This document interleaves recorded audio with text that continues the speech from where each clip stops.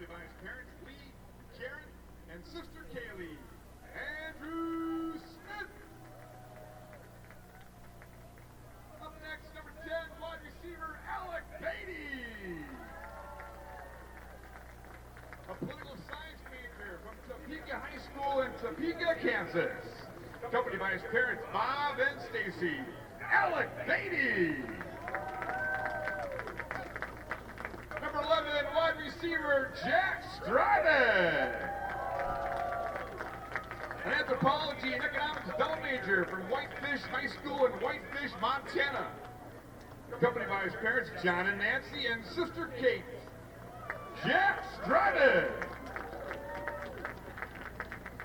Number 23, defensive back, Luke Bishop. Poli-sci major from St. Paul Academy in St. Paul, Minnesota. Accompanied by his parents, Dan and Kelly, and sisters, Kathleen and Alex. Luke Bishop. Number 27, running back, Jed Buckles. An econ major from McFarland High School in McFarland, Wisconsin. Accompanied by his parents, Patrick and Mary, and sister Emma. Jed Buckles. Number 47, your kicker and punter, Henry Chasse. A history major from Palos Verdes High School in Rancho Palos Verdes, California. Accompanied by his parents, Stu and Linda. Henry Chasse. Number 57, offensive lineman, Greg Lopez. An economics major from Whitney M. Young Magnet High School in Chicago, Illinois. Accompanied by his mother, Rhonda, and brother, Gabriel.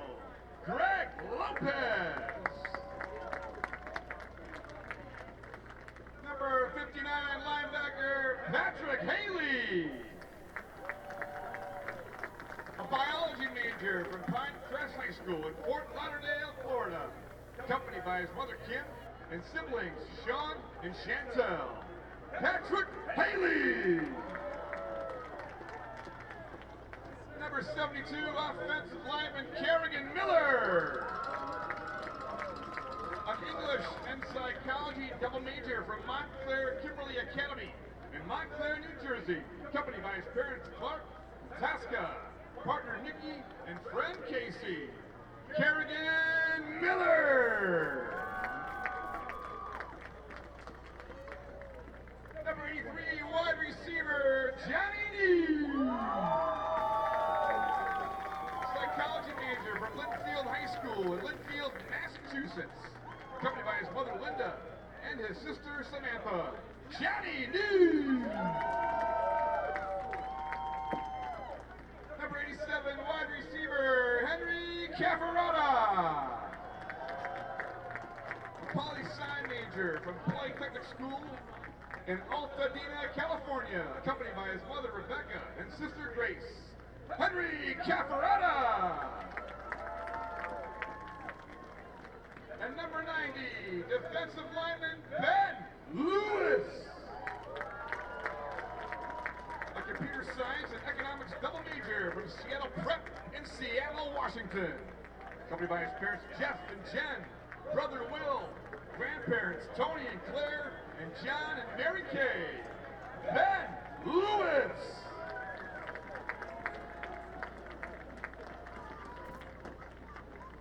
Ladies and gentlemen, please give a final round of applause for the 2018 MAC football senior class.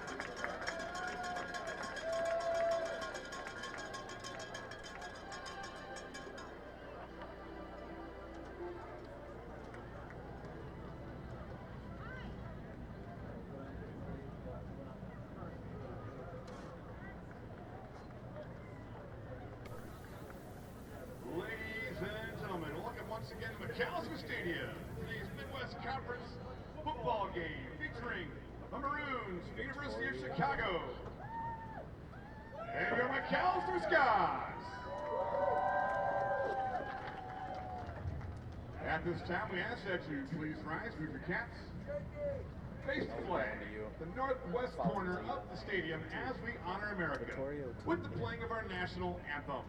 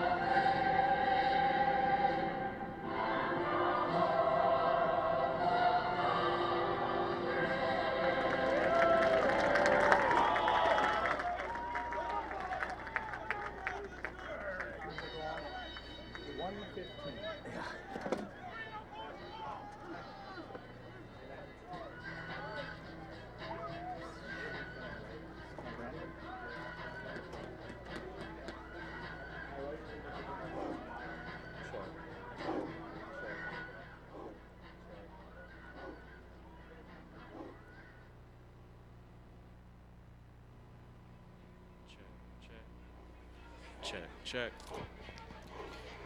All right, good afternoon and welcome to St. Paul, Minnesota on the campus of Macalester College for today's Midwest Football Conference game between the visiting University of Chicago and the home Macalester Scots. We'll bring in my partner today with me once again, Dan Fry. Dan, welcome.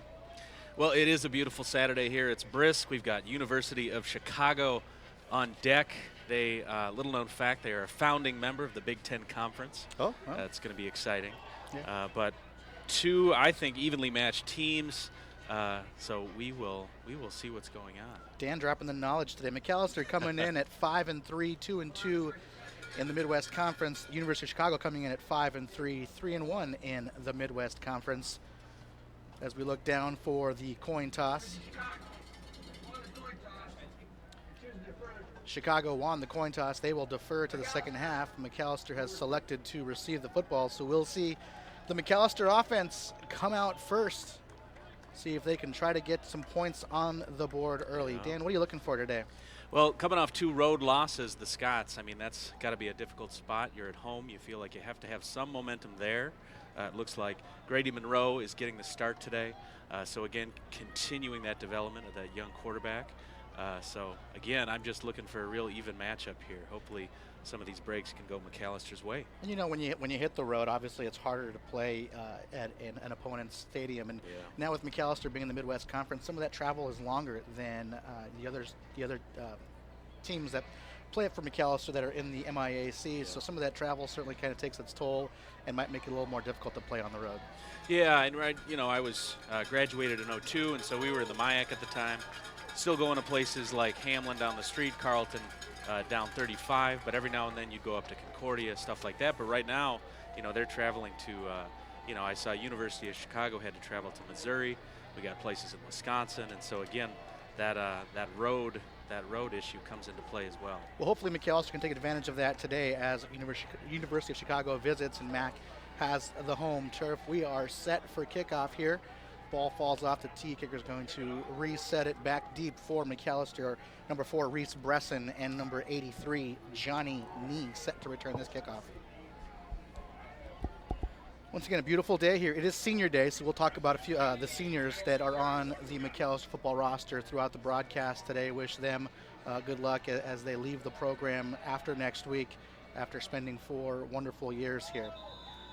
Ball once again falls off the tee, and they may need a holder coming in. I don't know how many times it gets to fall off before they got to bring a holder in. But it looks like they're going to give it the old college try again. Okay.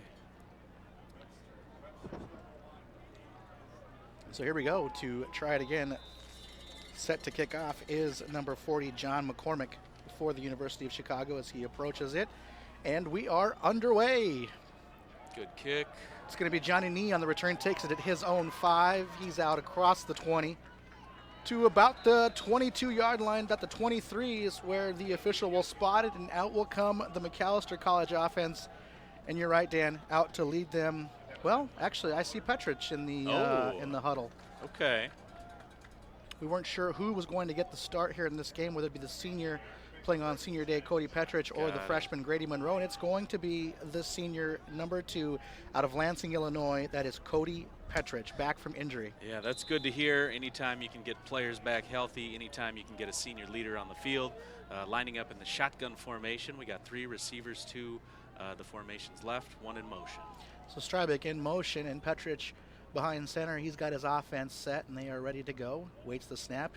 And the give is to Stefan, number 5, the running back. He's around the right side. He's going to get about 5, maybe 5 yards before he is pushed out of bounds. Jeremy Stefan, a senior on this team. And again, it is senior day, and we said we will be talking about a few of them. Jeremy is a running back, a chemistry major from the Marshall School in Duluth. So about as local as you get on this roster, coming from Duluth, Minnesota. That's Jeremy Stefan. He's a chemistry major playing here on senior day. Well, again, nice action on that play. It looked like there was a read by the quarterback. He made the decision to get about 5 yards out of the deal. Now Petrich set up in the pistol formation, running back behind him, 3 receivers to his right, 1 to his left. He awaits the snap from the center. Player in motion is number 4, Reese Bresson. He motions wide left, and he is set. Petrich set. There's the snap. He takes a 3-step drop, being flushed out to his right. He's going to tuck it and run. Ooh. He is brought down. I don't know if that's going to be a sack or a no gain. It looks like it will be no gain. So a rush attempt for Cody Petrich. I don't think that the defender will be credited with a sack on that one. Yeah, nice job feeling the pressure, stepping up in the pocket, moving to his right. But again, just like the kickoff return there, just got tripped up a little bit. And we are left with a 3rd and 5 situation on the 28. So 3rd down and 5 yards to go. The play being signaled in from the sidelines. Everybody checks their wristbands, and they seem to have it. Strybeck motioning out to the left. He lines up as the 3rd receiver on the left side. Pistol formation for Petrich. He scans the defense. Snap, drop back, steps up, scrambles to his left. He's scrambling. He tucks it. He's going to try to get the first down on his own. He is going to be stopped. It looks short on this end, and head linesman is going to mark him down for a gain of about 1. It's going to bring up 4th and 2, and that is going to bring on Henry Chaussee, the senior. Well, is he a senior? I got to check and see my list here. I think he is the senior kicker and punter. He is set to punt the ball away, so a 3-and-out for Macalester on its first drive. Yeah, and you see him trying to attack the wide side of the field, which is great. I mean, the previous 2 plays, you had a lot of that action to the short side. Trying to come wide side didn't work out. A lot of pressure up the middle right now, so maybe some adjustments by that offensive line that need to take place. And, we got a whistle. We got some pre-snap action there and a whistle coming.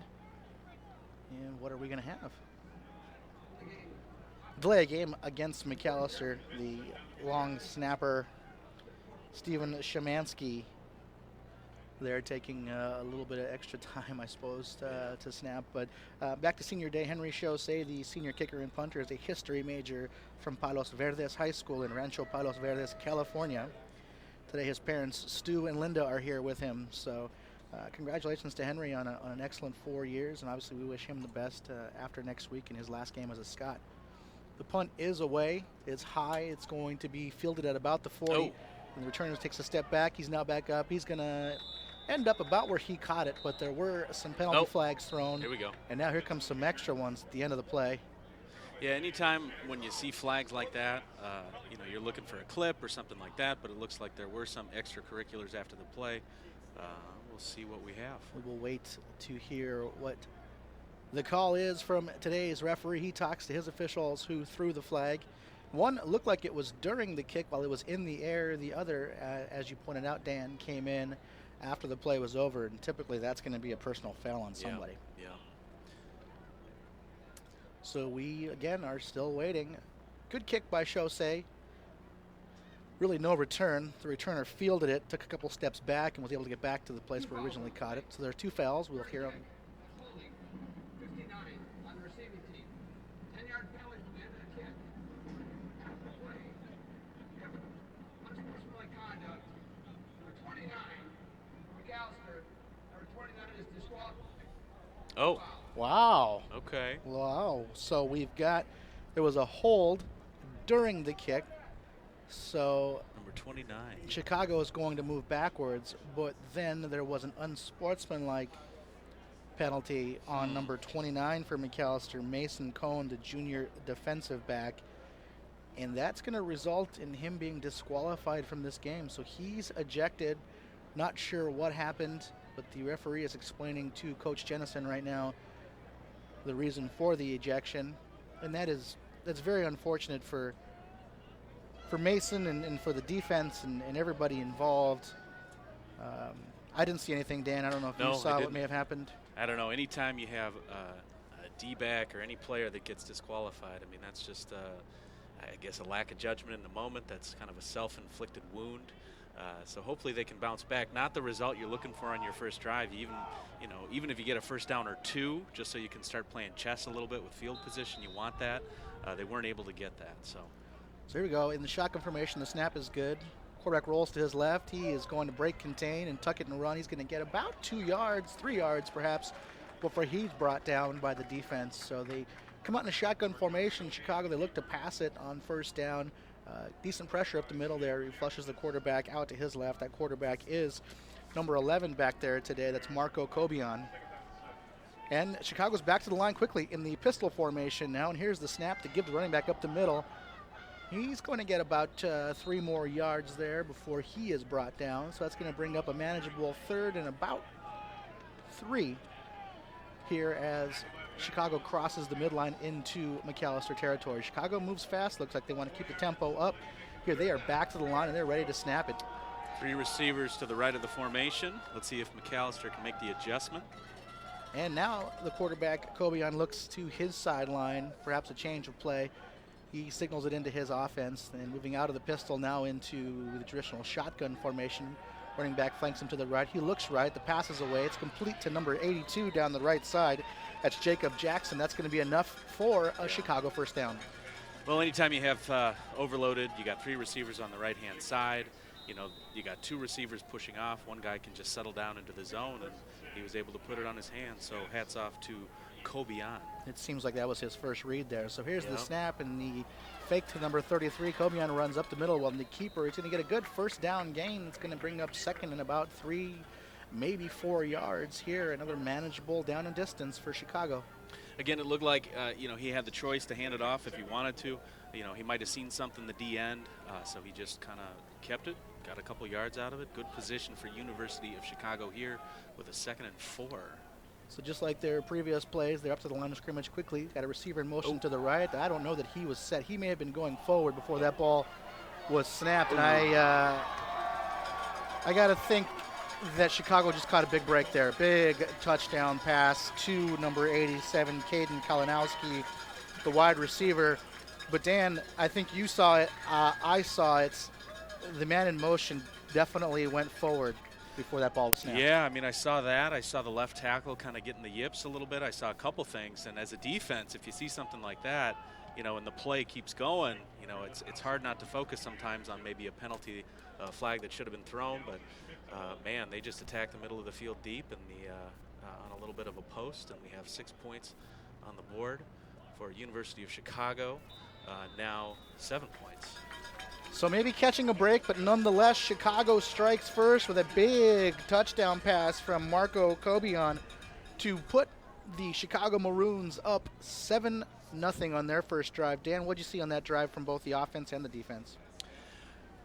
Man, I mean, it's a tough break. The field position battle is real right now. I mean, anytime you have a relatively short field as an offense, It looked like they were getting open in zones, attacking the middle of the field. So it's a progression of intermediate routes and then deep routes. But Macalester's got to tighten things up, or else this could get out of hand in a hurry. So here we are, 7-0, 9:57 left in the first quarter. Macalester set to receive the kick, the second kick that they will have received today. Back deep again are Bresson and Nee to return this kick. So a fast strike, and I think what was interesting to me is the no huddle aspect that Chicago brought, and it wasn't one of those no huddles where everyone gets set and then looks to the sidelines. They were calling plays quickly, and really trying to move the football and do it with an up-tempo style, perhaps to not allow Macalester to sub in and out or to try to keep the defense guessing and on their toes, but it worked. It certainly did. And here's the kick. It's going to be fielded by Nee in the right side of the field at about the 11-yard line. He's going to go try to his left side. He's got a small crease, and he's got it going. He's to the 25, the 30, the 35, the 40. He's pushed out about the 45. Three flags on the field. Oh, yeah. It's laundry day at Macalester. So I got to guess that's coming back, but we will wait to see. We didn't know what happened last time, so we'll wait to see what happens on this one. And it's a shame, Nee comes back. He's got a good return almost on the right side of the 50, but we will await the 3 penalty flags on the field. I don't know if I've ever seen 3 penalties on one play. And it seemed like they were all different. It didn't seem like 3 officials were throwing the same one. And we will hear from today's referee on what the call is.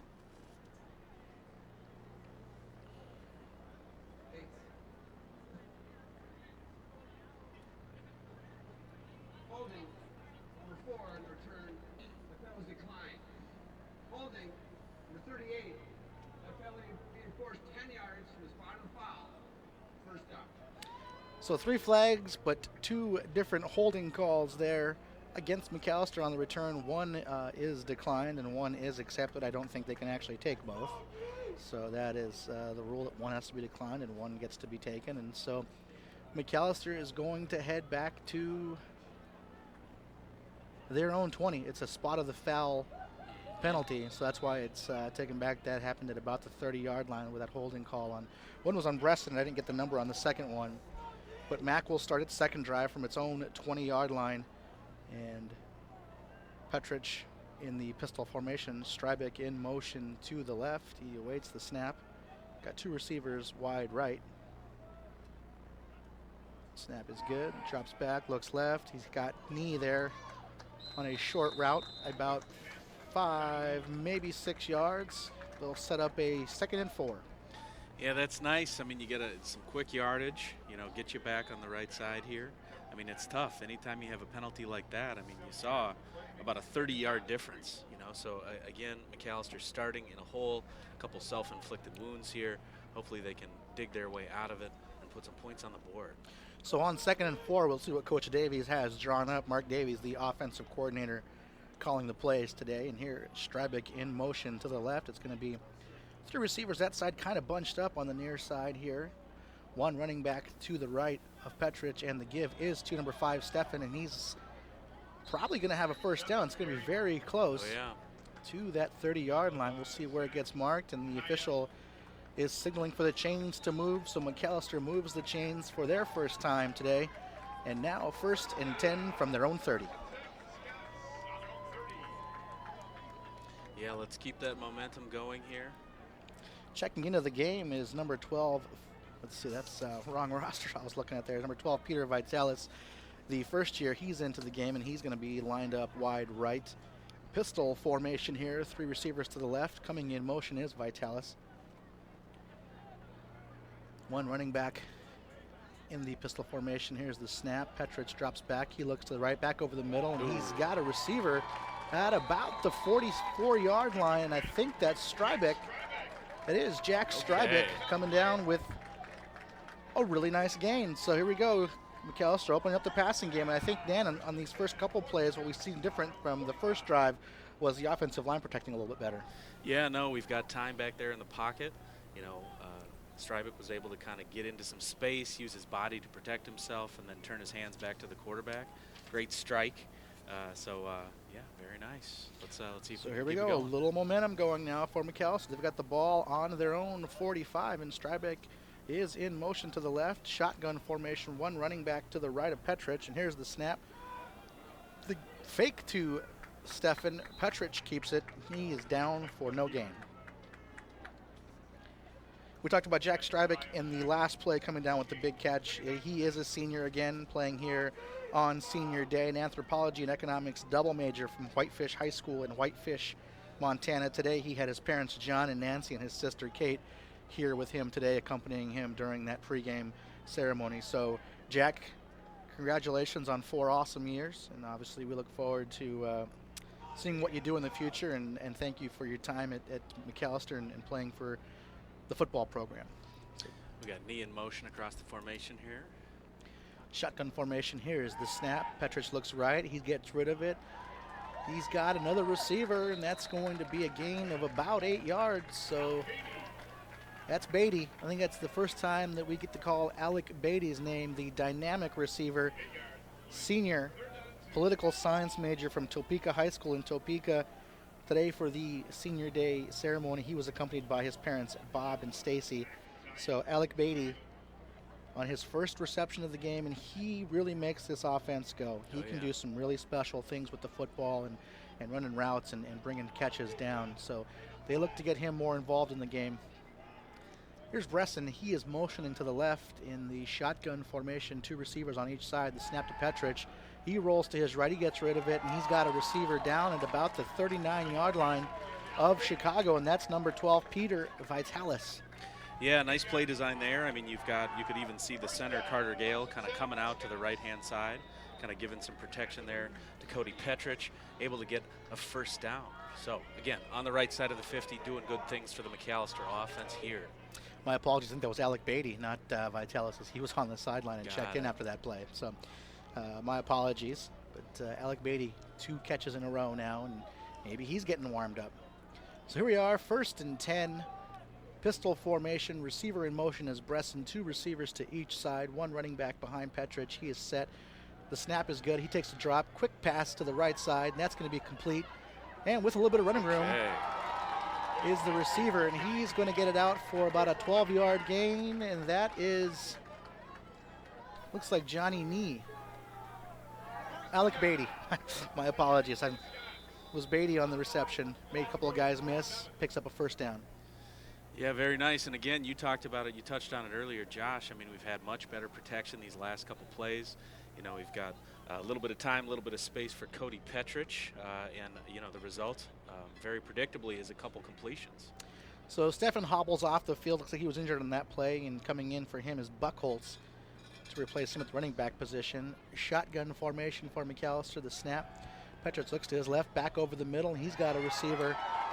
That's Johnny Nee. It's a gain of about 9 yards, maybe 10. We will see where it gets spotted and see if the officials move the chains. Right now they're holding tight, but here they are moving. So another first down for Macalester. Yeah, Petrich is getting comfortable, and you can see it. And so now as a defensive coordinator, if you're University of Chicago, I mean, it's a couple schools of thought. Are you going to put pressure on? Are you going to drop back into coverage? You know, you're really in kind of a tight spot here because once this quarterback gets hot, you know, you're going to have a lot of intermediate passes getting completed. So impressive drive so far. Started off on the Macalester 20-yard lines, and they are on the 17-yard line now of Chicago. Here's the snap. Petrich looks left. He throws left. It's too high for Beatty, and it's intercepted. And they're going to, looks like, I think we're probably going to have a personal foul there on number 5 for Chicago. He was playing a little bit past the whistle. That is an unfortunate mistake. Man, you know, and you could even see as the ball traveled through the air. I mean, it's not a tight spiral. It's kind of not end over end, but it's just not tight the way it needs to be. And, you know, he just kind of sailed it, and that's kind of the textbook definition of sailing a pass, and that's really unfortunate.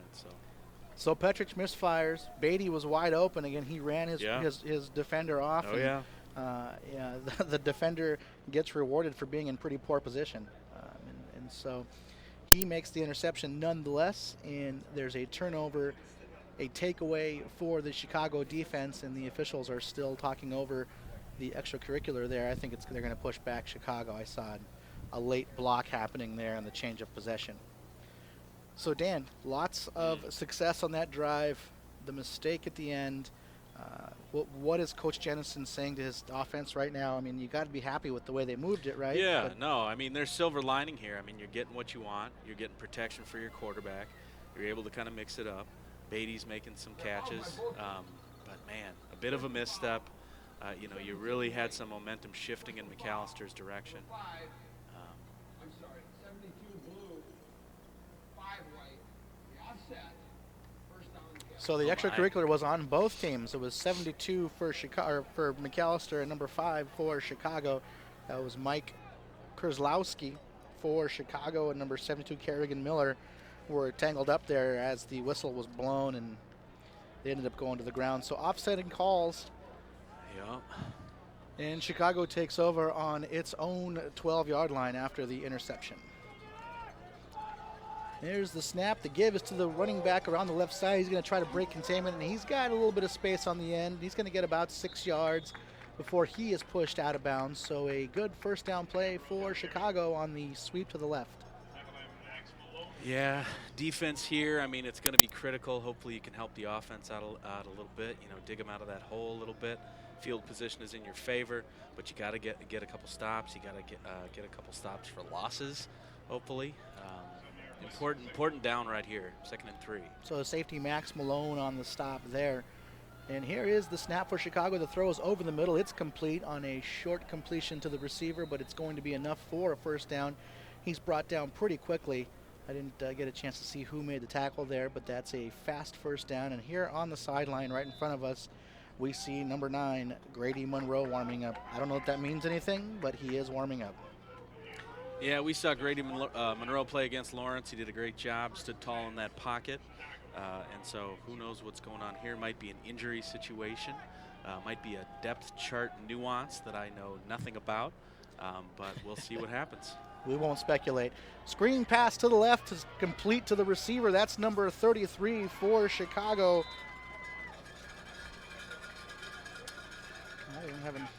Nicholas D'Ambrose. Nicholas. Man, he had a little caravan out there. A couple big offensive linemen coming out to the left here. You have to feel that Macalester's defense is off balance right now. You know, anytime there's a sudden change like that, a pick like that, you have to be ready as a defense. So here's the snap, the fake to the receiver. They're going to go deep down the left side, and that is going to be too much for the receiver. Let's see, who was that? That was number 81 on the route for Chicago, and that was Elliot Grays. But Marco Kobe on the quarterback threw it just about 8 yards too much. Yeah. Well, you see from this early play calling, University of Chicago is not afraid to attack deep. They've attacked deep along the sideline. You see a fade route there. You saw the early post pattern for the touchdown. So again, right now they have pretty good balance, and it all predicates off of that give, that potential give to the running back. And so things are working well right now for University of Chicago. Well, they've shown they have multiple weapons. I mean, Kobian's made some great throws so far. Then you had the running back, D'Ambrose, who has both caught the ball out of the backfield and carried. And so there are different keys that you have to watch here on the Macalester defense, and sometimes you can get lulled to sleep and a receiver can get behind. So we got a clock adjustment coming up. The referee wants that it's set to 2:34. And so some extra time added there. I'm not sure, I didn't pay attention to when that came off, but some time added back to the clock. So here we go, Chicago's 2nd and 10. Here's the snap, the give up the middle to D'Ambrose, and he cuts it to his left, and he breaks one tackle, breaks another. I think he crosses the sticks there. Well, and you see here, Macalester's just getting kind of overpowered on that edge, and so you have to really rely on your edge defenders, your DNs, your outside linebackers to really just stop and either push it outside, string it out so your D-backs can catch up and get out of that potential pass coverage. But really a difficult time by Macalester to hold that edge. So here we are, 3rd and 1, and it's a bomb down the right side. It's not going to be completed. Just a bit too much off the fingertips of number 8, Dante Nipa. Great throw by Kobian, but just out of the reach of his receiver. So 4th and 1. Oof. And we will see if the special teams come out for Chicago or if they go for it here. They're talking it over a little bit on the sidelines. Macalester's keeping the defense out. They're expecting that this will be a 4th down attempt, but it's the special teams coming out. So the punt team coming out, Dan, are you surprised that on 4th and 1 here at their own 44 that they're going to punt? Yeah, well, I mean, you know, the new way of play calling now is, I mean, you're just giving yourself more chances to win the more times you go for it on 4th down. It did seem like a position you could do it in there, but again, you know, I'm not on that sideline. I'm not coaching. It seemed like D'Ambrose really hadn't been stopped, and when he does make contact, he seems to be getting the better of it so far and getting an extra yard, which is what surprises me, because I think you're right, Dan. I mean, the more times you possess the football, the better chance you have of scoring, and that's pretty intuitive. But nonetheless, they do punt, so Macalester forces the punt, and they're going to take over for their 3rd offensive drive on their, looks like 26-yard line, 27-yard line. No, I mean, they got the edge right now. University of Chicago able to attack the edge, so maybe, you know, you second-guess yourself a little bit. Probably could have run that student body to the left or kind of a reasonable facsimile there. I haven't gotten the first down.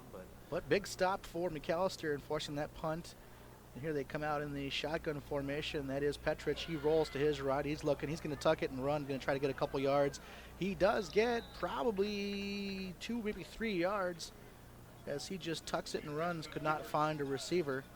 So that's going to bring up 2nd and about 7. Again, you got good breaks into your routes. I wouldn't think of that as a coverage thing. Again, I'm thinking that's just up the middle. A little too much pressure coming from that defensive line. Going to be interesting to see if we get some pressure from the linebackers here. Potentially a passing situation for the Scots. They are back in the shotgun. I mean, I should probably just stop saying that because they're in the shotgun every single play. But back in their normal formation.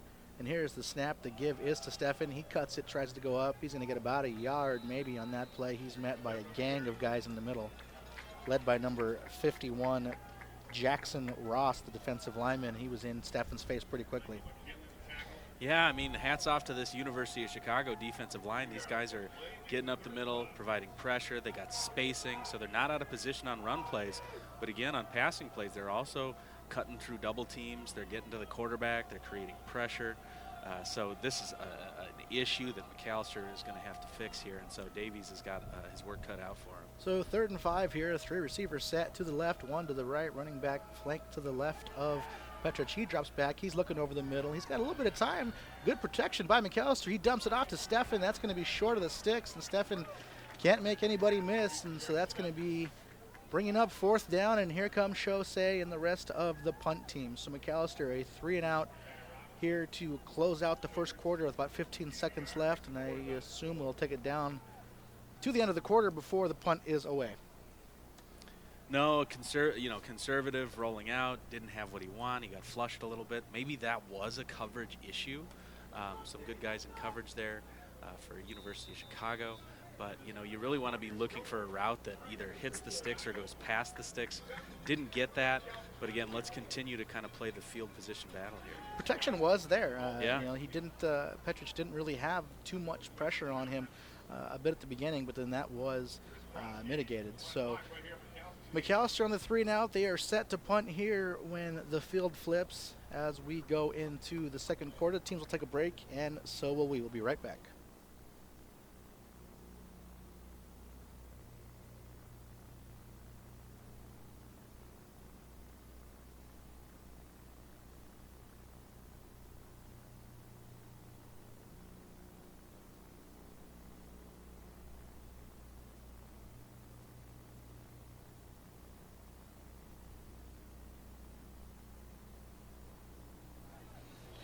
And we're back here to start the second quarter of things. Macalester will snap the ball on their own 35, and they come under center. Nope, not quite. I was thinking they were on offense. I didn't realize or remember that they were punting. So here we are. Long snapper is set, and it's going to be a fake to number 12, and he passes it. That's big number 90. Is that Ben Lewis? Big That's number right. 90, Ben Lewis. On the conversion, there is a penalty flag down. The up back number 12, Peter Vitalis, took the snap. He completes the pass to Big Ben Lewis. It's a first down for now. We will see what the flag is all about. Well, that was just interesting play design. You have a little shift pre-snap.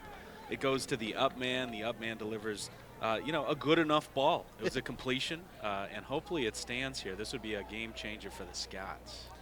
somewhat reminiscent of a Tim Tebow pass, perhaps. A good enough ball, as you said. You got to like jump in the air first before you throw it if it's a true Tebow pass. And a quick production note, the screen that you're looking at, the score on the bottom is unfortunately having some technical difficulties, so that is not working. It is 7-0 Chicago right now. I believe it lists the game as 0-0. So 7-0 Chicago leads here as we open the second quarter of play, and we're waiting to hear from the officials on what the flag was on that fourth down conversion for Macalester.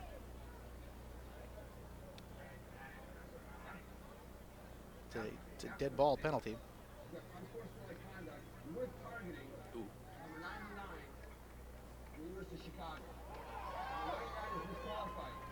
Ooh. Bye-bye, Ross Martin.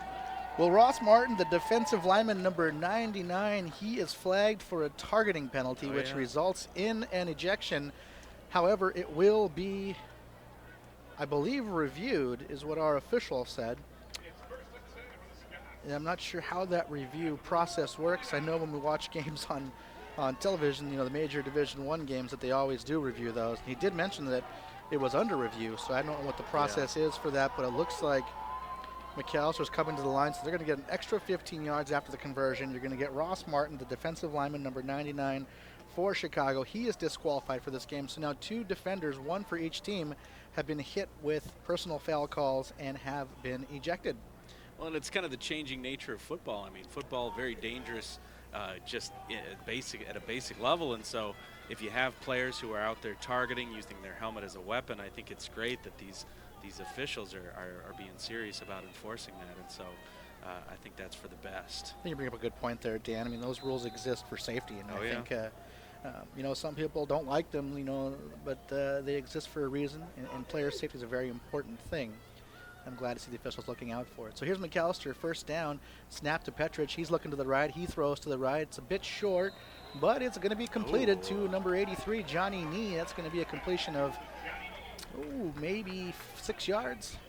Yeah, great adjustment by Nee. I mean, the ball is not where he wants it to be, but again, you're turning into kind of an infielder there. You know, you're getting low, you're getting your elbows together, you're just trying to get that reception, and he was able to get it. And so, again, nice positioning for the Scots here. 2nd and 5 at the 29-yard line.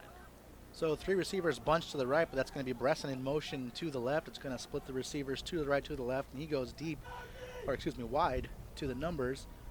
Stefan, the running back behind Petrich. Petrich scans the defense, and here's the snap. He looks to the right.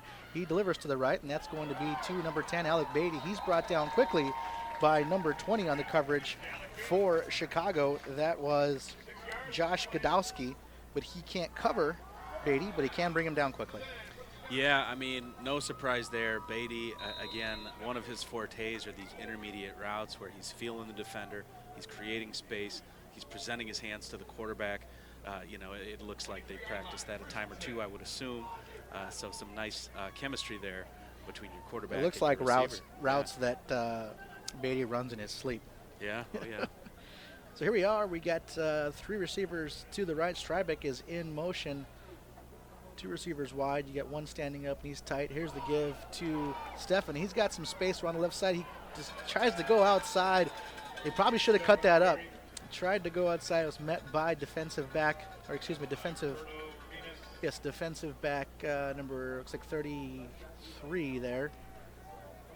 So. Yeah, it's a tough play. It's kind of in that power family. Sometimes you'll get a guard coming across the formation a little bit. Anytime you're forced to string a play like that out, it is dicey because you don't necessarily have that blocking outside. Probably a better choice there would have just been to eat it, shove it up the middle, and see what you can come out of it with. But that was number 81, Brendan Hodges, the junior tight end, who was out trying to lead the way. But it's a loss of 3 yards.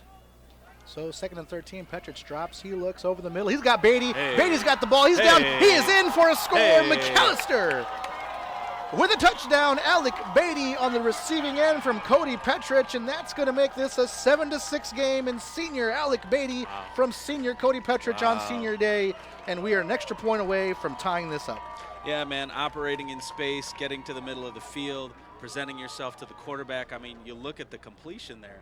How many defenders are in that 5-yard radius? I mean, there were probably like 3 3 defenders, a couple safeties. There was a cornerback, but able to make the catch, able to make some football moves afterwards and get the touchdown. Beautiful. That was impressive by Beatty. So 7-6, and here's Chaussee on to attempt the extra point. It is up. It is good. It is a 7-7 football game. So the Scots with a huge fourth down conversion on the fake punt. They get the benefit of the 15-yard targeting penalty, and then they capitalize on that and punch it in. Yeah, really creative play calling on the fake punt. I think that's great. I think University of Chicago really does have to be kicking himself at this point with that targeting penalty. Such a shift in field position, but man, that end result is very nice. We got 7 points on the board for the Macalester Scots. So Macalester ties it up. They are set to kick it away. We've got ourselves a great ball game. 12 minutes and 29 seconds remain here in the first half. It is all tied up at 7. Yeah, no surprise here. I mean, you're looking at a tight contest. You look at the conference schedules for both teams. They're playing teams in very similar ways. They're beating people. They're losing to people. They're coming up with very similar results as each other. And so, again, no surprise. Very tight game. Back to that fake punt conversion. That was senior defensive lineman number 90, Ben Lewis, here on senior day. Ben's a computer science and economics double major from Seattle Ben. Prep in Seattle, Washington. And today his parents Jeff and Jen, and his brother Will, and his grandparents Tony and Claire and John and Mary Kay are here with him today. So salute to number 90, Ben Lewis, the defensive lineman, on senior day, making, to my knowledge, his first reception of the year, and it was a big one. Yeah. Well, and here you really do hope that the defense can kind of feel some of that momentum. Marshall Mullenbach, I know him well, and so I think he's really got his defense fired up at this point. Hopefully they can key on that beautiful touchdown pass and get a stop here. And they were able to get a stop after the interception. Macalester drove deep into Chicago territory on the drive before the last one, and unfortunately had a turnover, but the defense answered it, and they stepped up and got the ball back. So here is a fake and roll to the right. The pass is complete to number 35, and that is Riley Treadle. He has the pass complete from number 11, Marco Cobian. So a nice first down gain. No, yeah, very interesting. Again, you've got a defense that's fired up, that's aggressive. It makes sense that you would call a play action out of that and kind of get them skating in one direction or another. Nice completion there by the quarterback. So 3 receivers set up left to Cobian's left, and he's in the shotgun, and here's a motion to the right side, and again, that was really close. That's number 87. He is going to be off to the races to the 30, 25, 20. This is going to be a touchdown. Cobian to number 87, Caden Kalinowski. Chicago strikes fast. Man, and you wonder if that's a blown coverage. You wonder if you have a cornerback who's on an island there just trying to do the right thing in coverage, maybe bid on an under route.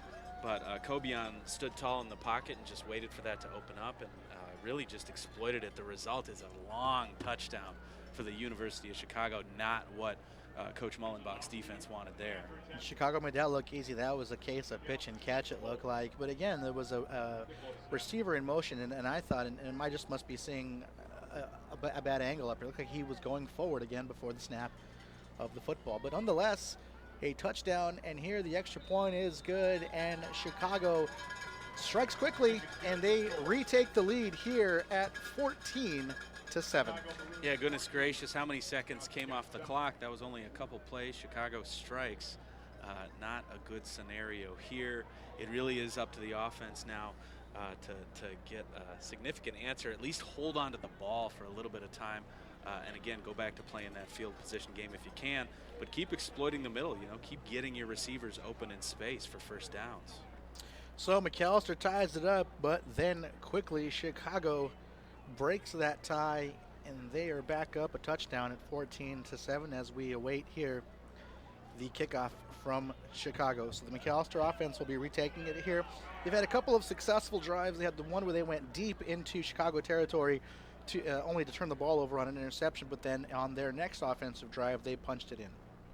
Man, critical mistake in coverage. And again, you mentioned the pitch and catch aspect of that. It was a nice ball, great execution, tough break for Macalester. Here we go. The offense is, well, the special teams return team here is set to try to make something happen. That's going to be Johnny Nee back deep along with number 4, Reese Bresson. Johnny Nee typically fields these, and he is a senior here playing on senior day. He's a wide receiver, a psychology major from Linfield Johnny. High School. Hey, no, hold on. I was a psych major. You were? Oh, yeah. All right. You and Johnny share the major. I'm not using it right now, but that was my major. That was my degree. Today in our pregame ceremony, he was accompanied by his mother, Linda, and his sister, Samantha. So salute to Johnny Nee, the wide receiver from Linfield, Massachusetts today on senior day. And he is set to return this kick here as it is in the air, and it's going to be Nee. So he's got a couple of guys in front. He got to his own 20. He tries to go to his left to about the 25. He's going to get to the 30 before he is pushed out. He's pushed out pretty far out of bounds. Oh, yeah. This game's getting a little testy, Dan. A couple of personal fouls, 2 ejections that have happened already. Is this just teams playing real hard, or are we getting close to them playing a little bit past the whistle and a little bit too much? Well, fortunately, I think the officiating crew is up to the task. They're not afraid to get those flags out. Hopefully they can keep a lid on this thing. Anytime you get a bunch of guys over on an opposing team's sideline, there's going to be kind of that mob mentality a little bit. So hopefully we can minimize that as an officiating crew. Hopefully the Scots can get a couple first downs here. And here we go. We got 2 receivers to the right, 2 to the left, motion to the right. Bresson, he goes wider. Here is the fake to Stefan, and Petric drops back. He looks up the middle. He gets rid of the football. It's going to be too high for anybody. His intended receiver was Johnny Nee on that, but that ball was too high for everybody as the pressure was closing in on Petric. Yeah, I think a couple people had a hand on him there. That's tough for a quarterback to deliver with accuracy to the middle of the field, especially when the pocket is messy. You got people hanging all over you. You've got experienced quarterbacks at the high levels of college football who have difficulty with that. And so I'm thankful it wasn't an interception. So here we go, 2nd and 10 after the first down incompletion. We're going to have 2 receivers to each side as Strybeck goes in motion to the left. It is the pistol formation. Petric scans the defense. There's the snap. He's looking to pass. He looks left. He gets rid of it. He's got Johnny Nee. Okay, Johnny. Very nice settling down into his route there. Again, a lot of people don't realize how much of getting in the right position as a receiver is your lower body, and so it's him using his mobility, turning his hips, getting his hands up. The result, a Macalester first down. Very nice. So a big first down throw from Cody Petric to Johnny Nee. They got the completion, working with a little bit of momentum here now as they try to answer the quick score that Chicago put up in the drive before. So here you got Beatty motion to the left. You're going to have 2 receivers to each side of the formation. Shotgun formation, got 1 running back, Stefan to the right of Petric. He's got the snap. He gives to Stefan. Stefan, he's going to get about 4 yards here as he cuts this up. So a good little first down gain. Yeah, 4 yards, they're really working to establish that run game. And a lot of people might say 3 or 4 yards, that's not great. But in this scenario it is, because again, you're starting to establish that run game. You're starting to get those linebackers kind of pushing in for that run. Hopefully, again, it sets up that pass. And I know the Macalester desire on offense is to be balanced. So you can't give up on the run early. You got to continue to try to work to go to it in order to stay balanced so you can set up some passing plays that can go down the field. But here we are again, 4 receivers, 2 to the left, 2 to the right. The snap, the give up the middle to Stefan. He's only going to get about 2 yards this time here. So it's going to bring up 3rd down and about 3. So a critical 3rd down and 3 here for Macalester. Let's see what they come up with here. Nice positive gain there, 3 yards to go. The big tight end, Brendan Hodges, he checks in and Bresson comes off. Hodges comes in at 6'2", 212, and he is now in the formation. So curious to see what they may have in store there. Johnny Nee, he's in motion to the right. He's going to take it wide to the right side. Pistol formation, 2 receivers set to the right. Petric awaits the snap. He's got it. The fake to Stefan. He looks to the right. He goes over the middle. He's got Beatty, but it's too high. Intercepted. Oh, goodness gracious. The throw from Petric to Beatty. He had his man, but it was just too high out of the reach of Beatty. And Chicago has its 2nd takeaway here today on its 2nd interception of Cody Petric. Yeah, that is a tough break for Macalester. I mean, great play design. You know, you thought you had it open there. The ball, again, sailed a little bit, not even that much. It was maybe a foot too high. Alec Beatty would have had to make just an incredibly athletic catch. He was up in the air. He was twisting. But, you know, you have a safety who's on the spot there, someone back there. And so, oof, tough break for Macalester College. So a quick switch. Here's a draw from Kobian, and he's going to have some room to run. He's to the 40, he's to the 45, the 50. He's crossed midfield to the 40, the 35. He's going to be chased down finally at about the 25-yard line of Macalester. So a simple draw play. However, there is laundry on the field, and that might be coming back. Yes. Like you said, laundry day. We like that, right? if it's against University of Chicago. It is going to be a holding call against Chicago. So somebody, in trying to throw a block, held the defender there, and that is probably what sprung the play, right? I mean, oftentimes that's what springs the play for a big game like that. Well, I'm going to guess that it's Tucker Squires. He was the one kind of protesting there, and so I'm going to guess that he was the one called for it. What a break for the Scots. He was pleading his case there. Yeah, that would have been really, really tough and just gone on to show that University of Chicago is capitalizing on some really severe Macalester mistakes right now. So hopefully Mullenbach's defense can kind of buckle down and hold it down here. So that's a 10-yard penalty from the spot of the foul. So basically we're going to do this over again first. Yeah, let's do it over again. Basically just a redo. And here's the pitch to number 82 on the right side, a little shovel pass. He's taken down after a gain of about a half yard. He might have gotten a yard, so he is taken down after the short shovel pass. No, I'll take that. I'll take a 1-yard gain over a 75-yard gain or whatever that was. That would have been really tough to come back from. So here we are, second and probably 9.5 or so to go for Chicago. Defense is set, the offense is set, and we're ready for this second down play here. The snap to Kobian, he drops, he looks to the right, he's got a receiver. Ooh. It's complete to, is that number 8 out there? Looks like, yeah, Dante Nipa. We've called his name a couple of times here today, and he's got a first down reception. Yeah, and again, it's a great play by a good receiver. You know, the ball's not necessarily where you want it. It's not in your numbers. But again, able to kind of get low, able to extend himself, able to make the catch. First down for University of Chicago. Those are your athletes, right? The receivers. They should be the ones that can actually make those athletic moves. So here's the quick hitter to Zach Olson, number 17, the wide receiver. So Kobian's got another reception. This one for about 7 yards. It's going to bring up second and about 3, maybe 2.5 or so to go here for another first down. And the up-tempo offense is back on display here for Chicago. They're in the pistol formation. That's Kobian. He's got his play set. Talks to his lineman. Here's the snap, and it's going to be an option play. He keeps it, tries to go up the middle. He's going to break one tackle, but can't break a second. He's brought down at the 50-yard line, but that's going to be a first down for Chicago. Momentum is swinging right now. You know, Kobian is now showing that he has legs. He can move. He can get yards. You know, defenders are kind of shrugging off him a little bit, and so this is something that we're going to have to tighten up real quick here. So now shotgun with 2 running backs, and here is the fake to number 33, the fake to D'Ambrose, and Kobian tries to take it back up the middle, and he's met by the defensive line of Macalester for no gain. Yeah, anytime you have a quarterback that's a threat to run, anytime you're running an option, something like that, an option give, you have to have solid play by your defensive lineman. There's always going to be a defensive lineman whose number 1 assignment on those plays is to keep an eye on the quarterback, and Macalester was able to do it that time, so good news. So 3 receivers wide right, motion left now. It's going to be 2 receivers on each side of the formation. Here's the snap. Kobian looks to his left. He looks deep again. He's got a receiver, but undercutting it is the defensive back. Is that Andrew Smith? That is number 20. 8, Dean Smith on the coverage. He undercut it. He had a chance to intercept that and take that back the other way, but just couldn't bring it down. It would have been a tough interception to make. Yeah, and I bet he wishes he had that one back. You know, I mean, Macalester's going to have a couple of those change of momentum plays, those big changes, and so, you know, unfortunate that Macalester was unable to come up with that interception. Nonetheless, good coverage, and that was kind of, I don't know if that was the same play, look at the same formation where they've busted some big receptions on, so Macalester was ready for it that time.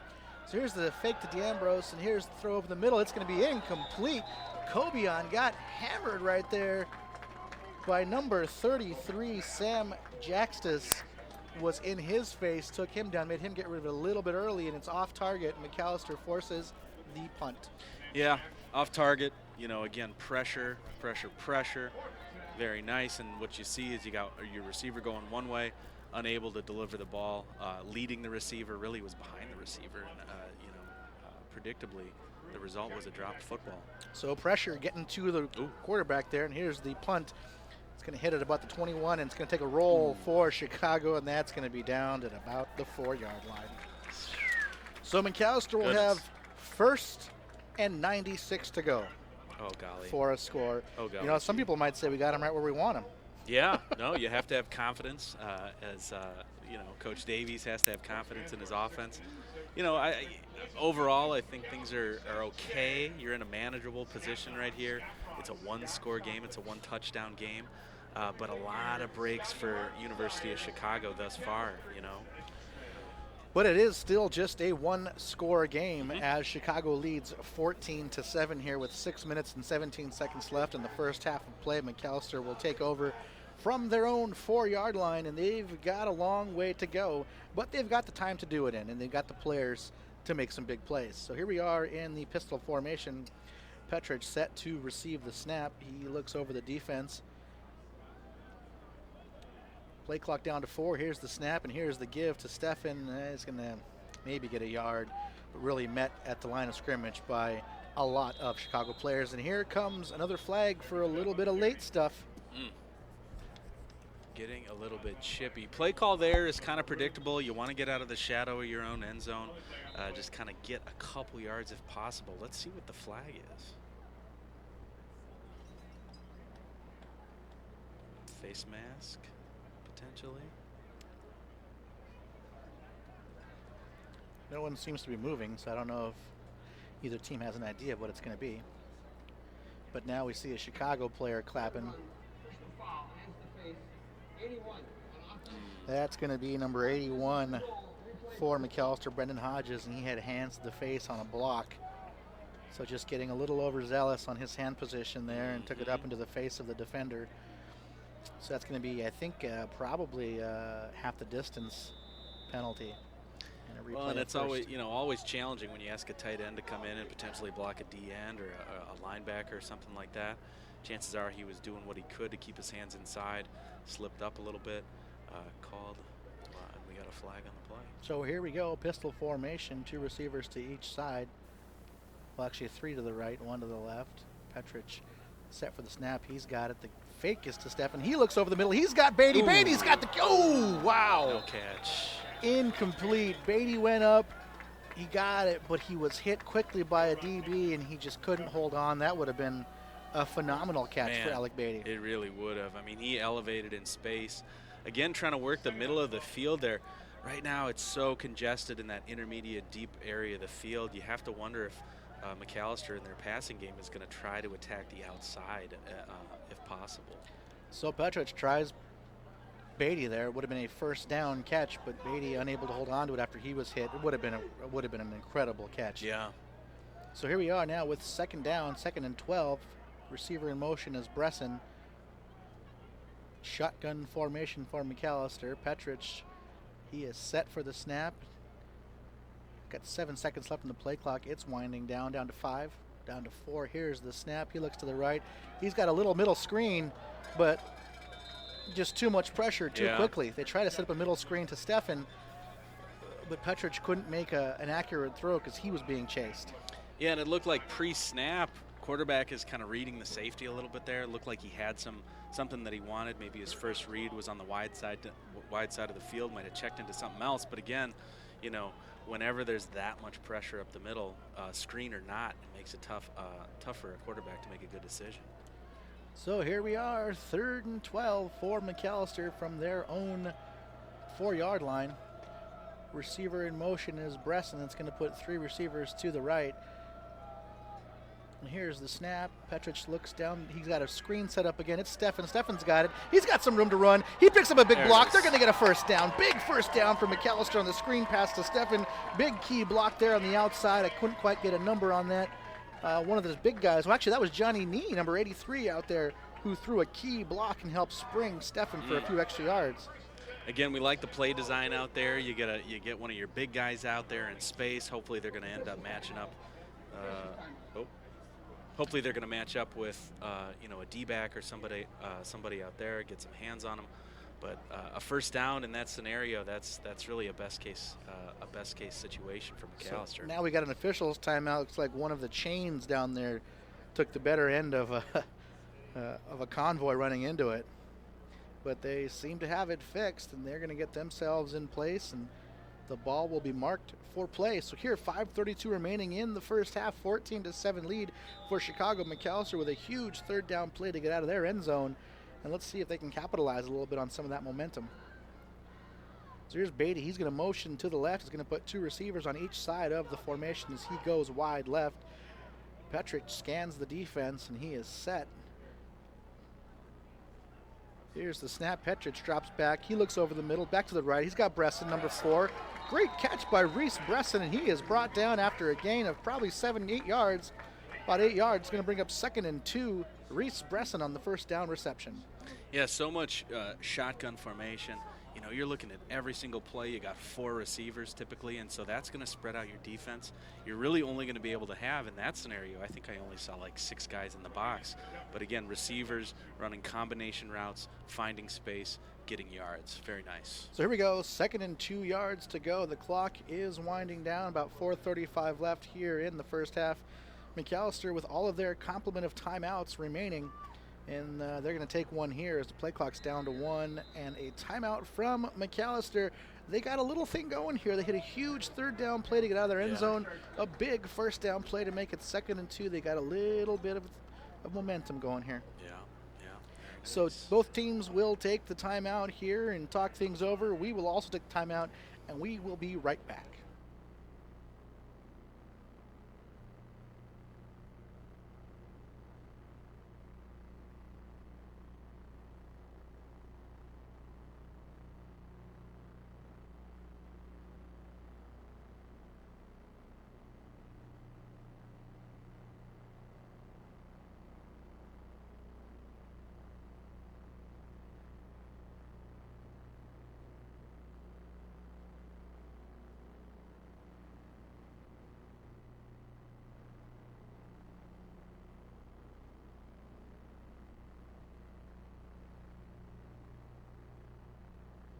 So Macalester's talked about it after taking that timeout, and they've come up with some ideas here on how they want to continue to attack this University of Chicago defense. Meanwhile, the Chicago defense talked about it and try to come up with some ways to stop the current momentum from the Macalester offense.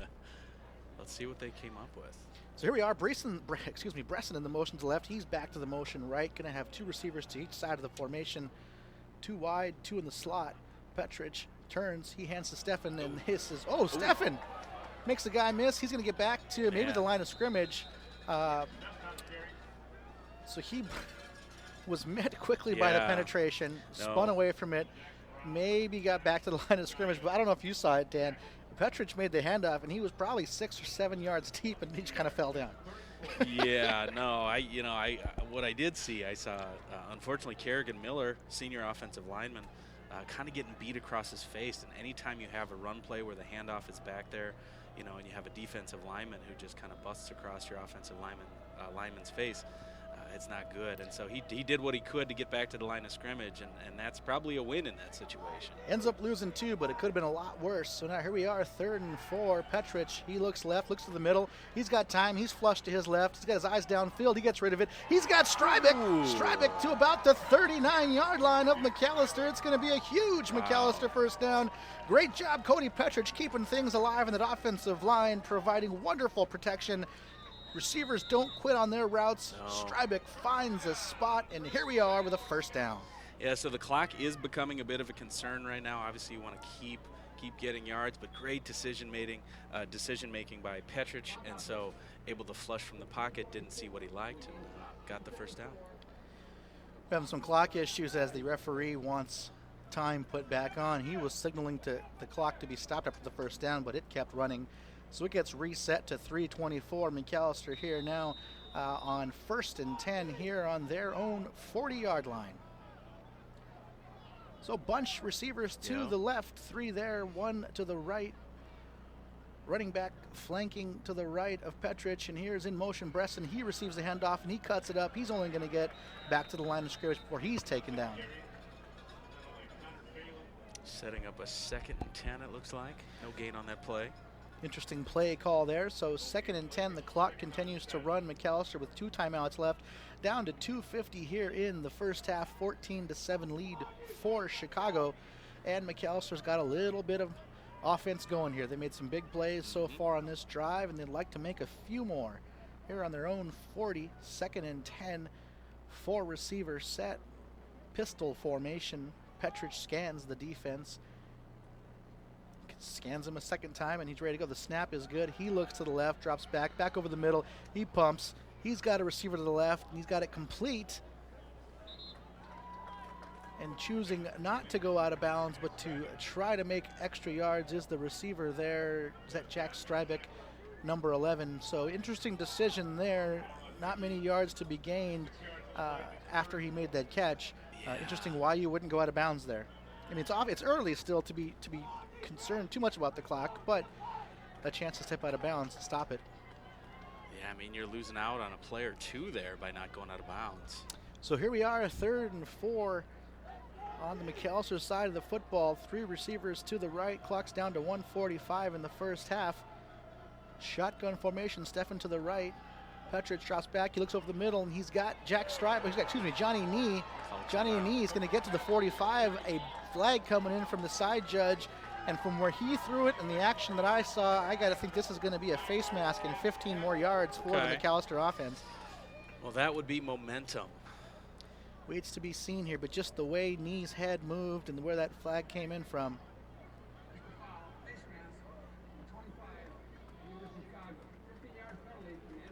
And it is, and that's number 25, Dylan Kanan, who came in to make the tackle on Nee, grabbed a handful of face masks, which helped bring Nee down, but that's going to get Macalester 15 more yards, and they are really in business now. They are, and you see the body language of the defense. Guys just kind of standing around flat-footed. Guys have their hands on their hips right now. So really a critical moment for Macalester to see if they can capitalize. Keep your eye on Alec Beatty. We're getting into Alec Beatty territory here. I mean, anytime you're on the field, you're in Alec Beatty territory, but keep your eye here. And here's a reverse play. Beatty's got the ball. He's going to throw it deep, and he's got a man knee. Touchdown, Macalester! Oh, goodness gracious. They break out the trickery, a double reverse pass. Alec Beatty with a bomb. Man. He hits Johnny Nee for a 30-yard touchdown. Holy moly. It's a 14-13 game. How about that? I don't know. I don't know. I mean, you know, University of Chicago is doing a great job of pressure up the middle. They're doing a decent job in coverage. There were 2 men in coverage on that play. But again, Macalester just able to kind of get through it, improvise, find the space they needed. Beautiful. So beautiful ball, beautiful catch. Everything works right on the trickery there, the little oop-de-oop, and we're an extra point attempt away here from tying this thing up. Shosei, he puts it through. This is a 14-14 game. That drive started at the Macalester 4-yard line. Like I said, they had them right where they wanted, Dan. First and 96. Yeah, no, I'm with you, man. You made the call right there. Now this is a absolute best case scenario for Macalester. You know, you do have 1 minute and 14 seconds on the clock, but you take the points, you take the points, you take the points, and that's a beautiful way to get it. So the give to Bresson, the reverse to Beatty. Beatty then he gets outside the defense a little bit. He throws a 30-yard pass, and he hits Johnny Nee in stride. You're right, the coverage was there. Yeah. It wasn't bad coverage on Nee. Yeah. But Beatty, doing his best Cody Petrich impression, puts the ball right where it needs to be. Nee comes down. Just beautiful execution on a schoolyard play. Yeah, a talented receiver, again, creating space, understanding where the receiver is, using his upper body even to maybe slow down his route a little bit because he knows where the ball is going to be, and then just kind of just bringing it in for the touchdown. So here you are with 1 minute 14 left in the first half. Macalester ties it up. It's 14-14 in what I would say is a very entertaining football game here in St. Paul on Senior Day at Macalester College. The kick away for Chaussee. It's going to be fielded at about the 6-yard line by the returner. He's got it to the 10-15, out across the 20. He's met by a gang of tacklers, but he's got it to about the 23-yard line, which is where the Chicago offense will take over with 1:07 left. Be curious to see if they attack or if they decide to go into halftime.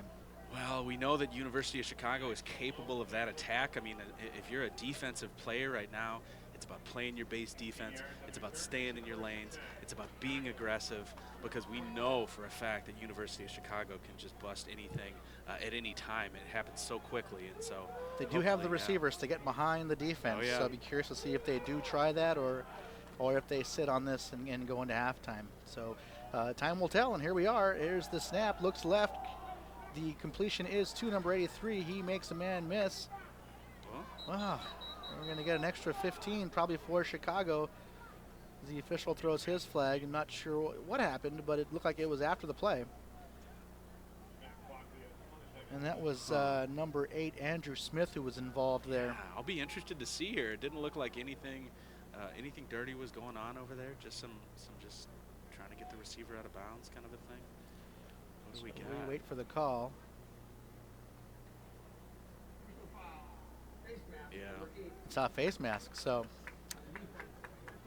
he got his hand on his face. You know, there used to be the 5-yard variety, the 15-yard variety. Now they're all just 15s. Yeah, yeah. So it could be something as simple as he just touched him in the face mask, all the way to an egregious face mask penalty. But nonetheless, it's 15 yards, and so Chicago is in business with 59 seconds left. Here's the snap. Cobian looks to his right. He's got a pass over the middle. It's complete. Smith meets the receiver. Smith probably did not get the business end of that thing. He did not deliver the business end of that hit, and he is on his knees. 48 seconds left. Trainer's out to bring Smith in. Boy, that was quite the collision.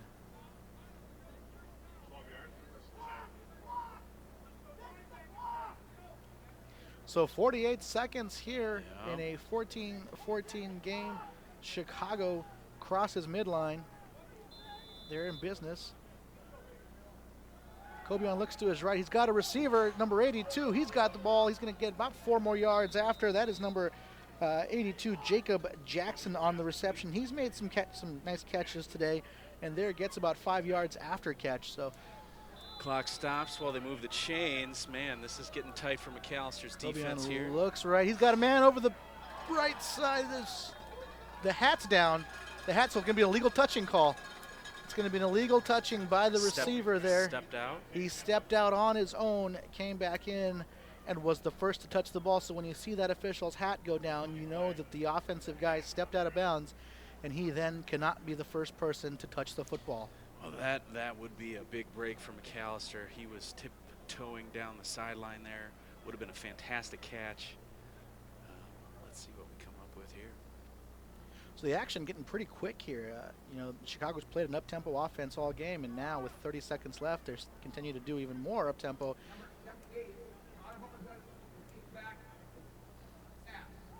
Illegal touching, number 8, University of Chicago. The penalty is loss of down at the previous spot. Second down. So it's a loss of down penalty. Dante Nipa was hit with the illegal touching. He went out of bounds on his own, came back in, and was the first person to touch the ball. So a loss of down there. So now 2nd and 10 here from the 30-yard line for Chicago. Receiver in motion. Throw is to the right. It is complete. Completion to number 82, Jacob Jackson. That's Marco Cobian to Jacob Jackson for probably the 6-yard gain, bringing up 3rd down. Yeah, savvy play calling here. I mean, you're running routes to the sideline. You're getting out of bounds. You know, I hate to say it, but you got 26 seconds left, but you also have 3 timeouts if you're University of Chicago, so kind of in the driver's seat. Cobian over the middle on the right side. That is a touchdown to number 8, Dante Nipa. He gets wide open. It looked like busted coverage perhaps, but he had no one near him within 7-8 yards of where he was. Yeah, you know, it's always important to communicate as a cornerback with your safety, But again, it looks like a blown coverage, just getting behind the defense. Safety didn't kind of rotate over fast enough. So something that's going to have to get adjusted during halftime for Coach Mullenbach's defense. So 1:07 left in the half. Chicago gets the ball on their own about 25-yard line. And really, Dan, they didn't seem to have very much problem moving at the 75 yards to the end zone. No, they did not. Yeah, Josh, you're correct. I have nothing to say. So an extra point away from making it a one-score game again, and it is good. It is 21-14, 20 seconds left in the half. The Chicago offense is really moving and really firing on all cylinders right now as they take that ball down 75 yards to score and take the 21-14 lead. Well, you have these crucial plays where you're attacking the outside of the field. These are deep balls, and if there's a breakdown, if your cornerback just isn't on the same page as your safety, your free safety or your strong safety, you know, these guys are just Dante Nipa specifically is getting behind the coverage, and it does not make the Macalester defense look good right now. We know that University of Chicago can put points on the board. You know, and we just have to kind of stop the bleeding at this point. So it's been the Kobion, Nipa, Jackson show here so far in the first half. You sprinkle in some D'Ambrose carrying the football and getting some short passes out of the backfield, but really Nipa and Jackson on the receiving end of Marco Kobion passes has this thing a 21-14 lead for Chicago. So 20 seconds left. Here comes the kick. Weird things have happened today. Let's see if something else weird can happen here before the first half is over. Let's get some weird stuff. It was Halloween this week. Yeah, you're right. And here comes the kick from Chicago. It's going to be kind of a squibber down the middle. The up back takes it. He's just going to try not to fumble. He's down. Weird for the up back. Yeah. That up back probably used to blocking for knee. Just don't fumble. That was number 31, Kai Akamoto, on the return as the up back. So 11 seconds remain. Do you roll the dice here, Josh, is the question. Do you? I don't know. Why not? Do you? Let's see if Alec Beatty can get behind him. Yeah, why not? You got the guy, right? The thing you worry about, obviously, is an interception and a return the other way. But Macalester going to come out and, the victory formation, I guess, is what it's typically called. But here, just to end the half. Yeah, the down by 7 before half formation. The end the half formation. Here. So an exciting first half of play. We saw a lot of things go on. We saw some trick plays, some big plays. We saw some turnovers, some good defense. Really a mixture of a lot of good football plays there in the first half. Chicago's going to go into the locker room up 21-14. Macalester's going to go in down 7 and figure out, I think, how can they stop this Chicago offense will be the biggest piece, because offensively Macalester's moving it, but defensively they're having their struggles. Yeah, I mean, you've got a quarterback in Kobion who we've seen has kind of established the run. Granted, there was a long run by him that was called back, but now the defense has to think of that as kind of a dual threat situation. In the passing game, they're attacking typically what is that, the right side, Kobion's right side, and so that's probably his favorite side. That's where most of his primary reads are taking place, and the secondary is just not up to the task right now. So here we go to halftime here from St. Paul on the campus of Macalester College. It's senior day for Macalester football, and the seniors, along with the rest of the team, will head into the locker room with Coach Jennison and the rest of the staff to talk about the changes for the second half. We will take a break, and we will be back soon to start the second half of today's game.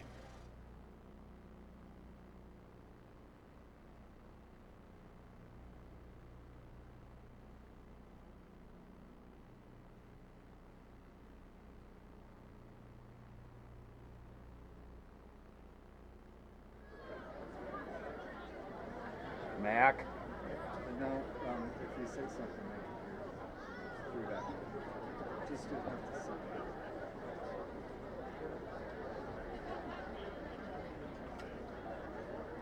Ladies and gentlemen, this time it gives me the great pleasure to present Scotland the Brave Electric Remix Halftime Show.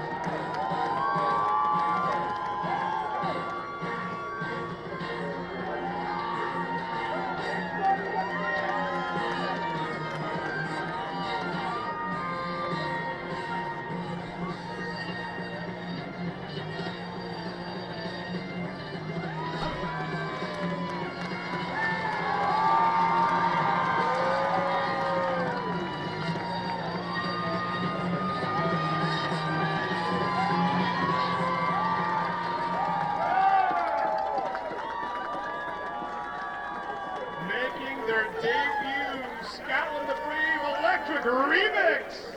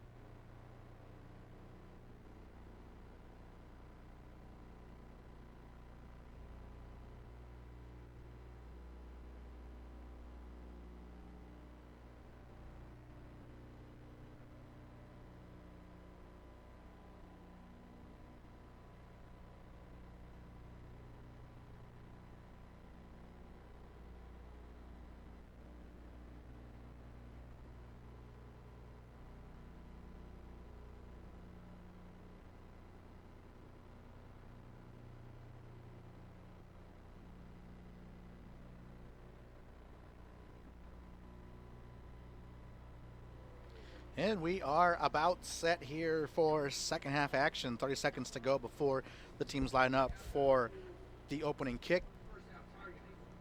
Targeting foul is confirmed. However, number 25 is disqualified. 99 will be eligible to play the remainder of the game. So the targeting call in the first half is confirmed. So I guess they wait until halftime to review that. Do a little bit of housekeeping.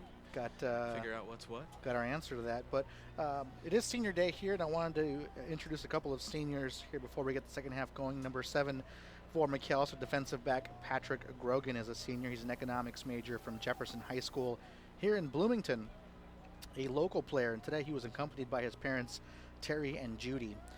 Congratulations to Patrick for a wonderful career here at Macalester.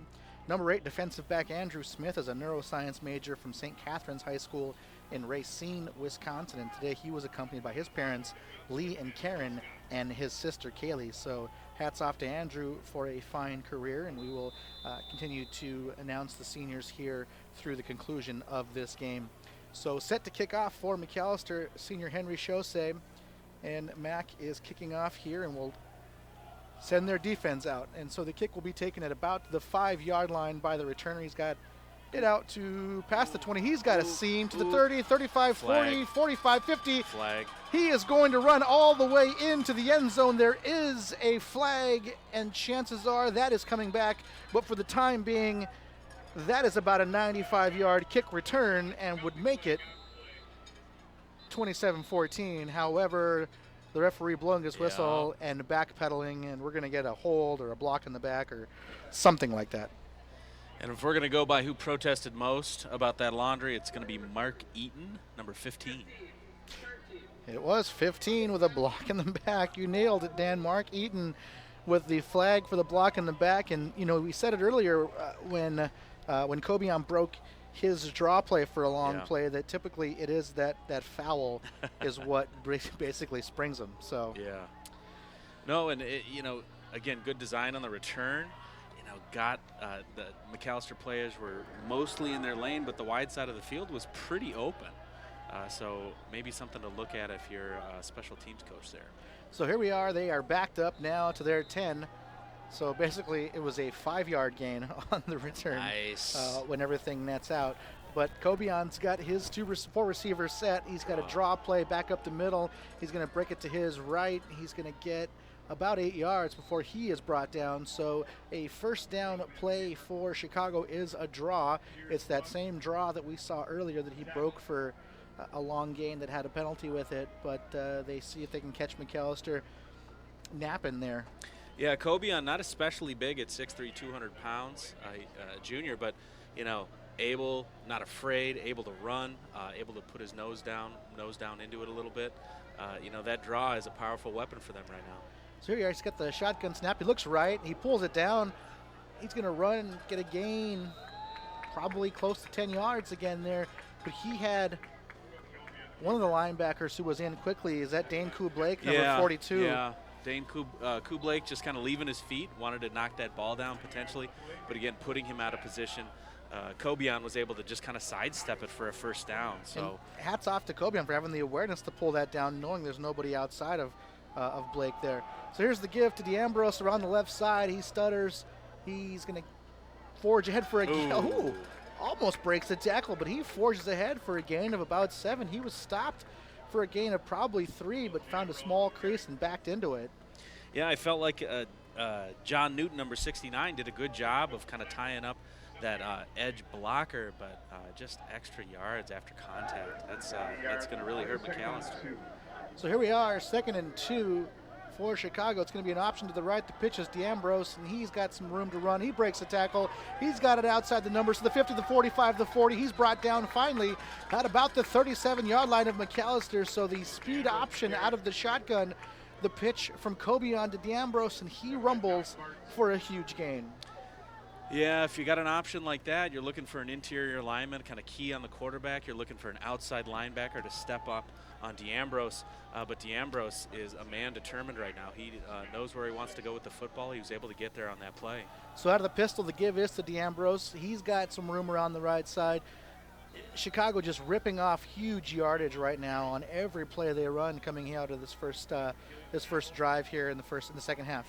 Yeah, this is what you're really worried about going into halftime if you're Coach Mullenbach's defense.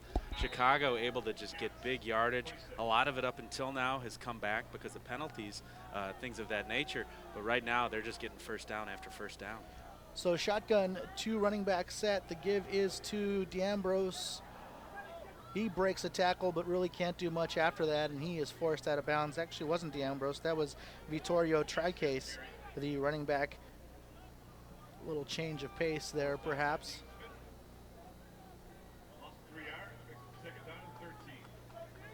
Well, that's good. Loss of 3 is a positive for the Scots defense here. We'll see what University of Chicago dials up. So now it's Tricase flanked to the left of Cobian out of the shotgun, 4 receiver set. The snap, the quick throw intended for number 83, Matt Coglia, is incomplete. Yeah, not a pressure issue or anything like that. Just one of these quick hitting passes to the edge. Just didn't quite get there. Not really a catchable ball for the receiver. So 2 nice stops there for the Macalester defense. Has Chicago 3rd and 13 here on the 29 of Macalester. So big down and distance here. Yeah. Receiver in motion to the left. It's going to put 2 receivers on each side. Snap to Cobian. He looks left. He gets rid of it. It's intercepted. Down to the 40, the 45, across midfield, and now finally taken down at about the 47-yard line is number 33 for Macalester, and that is Sam Jaxtis with the huge takeaway. And Macalester has flipped the field, gets a takeaway, and they're going to put their offense in business on the Chicago side of the field. Yeah, I mean, you see the motion man coming across the formation, trying to get a little bit of daylight. Defender was not fooled, stepped in front of the pass, intercepted, secured the football. So this is a very positive turn of events for our Macalester Scots. So 1st and 10 coming on the 47-yard line of Chicago. Macalester offense is in business. Cody Petrich lines up. He's got 1 running back to his left. That looks like it's Stefan. And Strybeck in motion, going to put 2 receivers on each side of the formation. Huge, huge takeaway there for Marshall Mullenbach's defense, and the Macalester defense. Big, big time playmaking. So here's the fake to Stefan, the look from Petrich. He's going to try to go deep over the middle. He's got Johnny Nee. Ball's a little bit underthrown. No flag? No flag on the play. Ends up being incomplete. It was complete to Nee. Oh my goodness, I lost track of that. Beautiful. I would love to see a replay on that. Johnny Nee actually brings that down. That was a lot of traffic. And I think, Dan, to your point, I was surprised there wasn't a flag. Well, they're going to talk about it a little bit. Yeah, again, we saw it on the touchdown to Nee earlier where he's using his positioning. He's coming back to the ball if he needs to. He's got D-backs who are keying on him as opposed to, peeking in the backfield or turning their shoulder to the ball or anything like that. But, again, working out in Macalester's favor. Oh, it's going to be called incomplete, and what is that? I was very surprised that what is that? That they thought it was complete. I thought I saw the ball come out of Nee's hands as he was rolling on the ground. Nonetheless, a phenomenal effort. Tony Jennison's going to plead his case there with the official, and he wants to know what happened, what was seen to change the call. The call was originally ruled a catch. The officials got together, decided it was incomplete, and Coach Jennison right now, he is pleading his case and trying to hear why that was called back. Well, I think he disagrees with the call. I'm not sure. I'm going to go out on a limb. Still manageable here, though. 2nd and 10 for the Scots, it looks like. So the Scots trying to hit big after the interception. And now 2nd and 10. So Reese Bresson in motion to the left, going to put 2 receivers on each side of the formation. Running back flank to the left of Petrich is Stefan.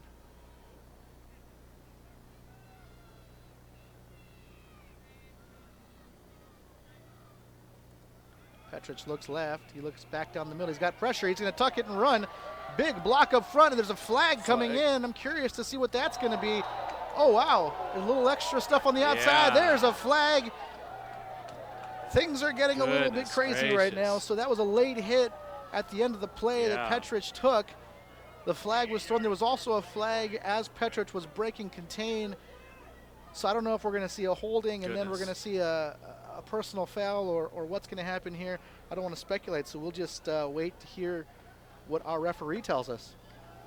Yeah, things broke down a little bit. Petrich able to kind of step up, move to his left, but delivering a big blow at the end of the play there. You wonder if they were out of bounds when that occurred, if there's going to be some sort of targeting associated with that. We will find out. A lot of excitement coming out here to start the first half. There was some big plays hit by Chicago to march the ball down the field.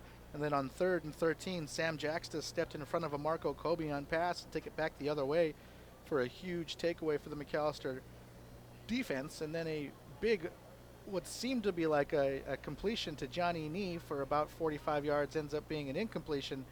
And now here we are with the 2nd and 10 play, and now the referees are talking about what exactly happened there after the play was over on the Chicago sideline. Yeah, bizarre series of events. You know, really unable to see a clear view of that knee completion / incompletion over there. Wondering what's going to happen here. Referees staying very busy today. They are. They have been busy keeping their eye on this game. And once again, it's a 21-14 game. Here, Macalester down a touchdown to Chicago, and here we're going to get our call.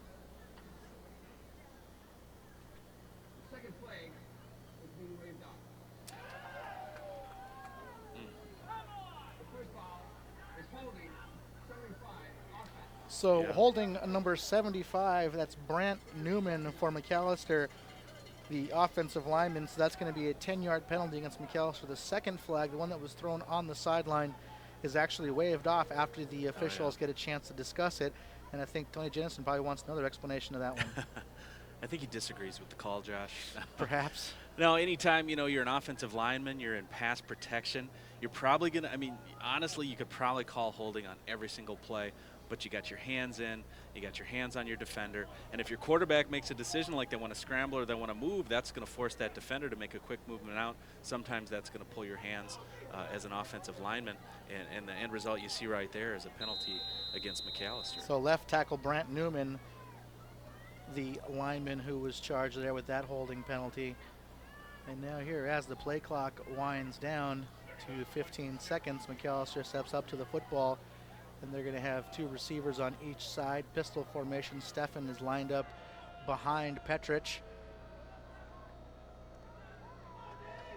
Play clock down to 1. The snap, Petrich, he drops back, looks to his left. He unloads deep to Beatty, but too much as that ball sails into the sideline of the University of Chicago, and that is incomplete. So that's going to bring up a 3rd down and 20 to go for Macalester. Yeah, protection held up pretty good.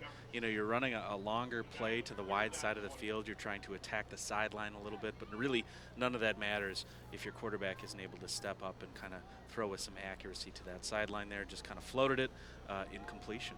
So Beatty, the intended receiver, too much for him. So Macalester will try it again here. 3rd and 20 on their side of the 50-yard line. Pistol formation. Bresson in motion, going to put 3 receivers to that side. And he goes wide to the left. A pistol formation with Stefan behind Petrich. Petrich scans the defense. Here's the snap. He's going to look left. He's going to be flushed to his right. Underhand toss to Stefan, and that's really not going to do much for Macalester. He's going to get back to the line of scrimmage, but really no other option for Petrich as he was flushed quickly out of the pocket. 2 defenders in the pocket very, very quickly. You know, with the spread formation that Macalester has, you're really always going to have maybe 6 guys in the box at most. But, you know, just trying to make do with what you have there. Frustrating. Macalester kind of off balance here, and you can kind of feel it. You know, Petrich having to go down into the play clock. I think there were 2 seconds on the play clock when he snapped the ball, and so hopefully we can restore some of that balance on offense here. So that's quite a turn of events as Macalester ends up being 4th and 20, and the punt from Chaussee is fielded at the 25-yard line of Chicago. Quickly hit, brought down. That's the number 65, Billy Retza, on the tackle. He is also the long snapper, so he gets afforded the opportunity of not being touched on his way down to make the tackle. So change of possession happens. It's 21-14 Chicago here with 10:47 left. as they open their second drive of the second half. Yeah, no, as Billy Retza out of Crivets, Wisconsin probably knows, if you get a good snap on that punt, you know, your job is done. And so icing on the cake for him to come down, stay in his lane, get the tackle there. And the snap turn give to D'Ambrose around the right side. He's not really going to get too much on that. He gets probably 2 yards before he is brought down. So the first down carry is going to make it 2nd and 8. Well, and again, you see Max Malone, number 32, kind of flowing to the ball. I mean, he's forcing contain on that. So really nice play from Max Malone from the safety position.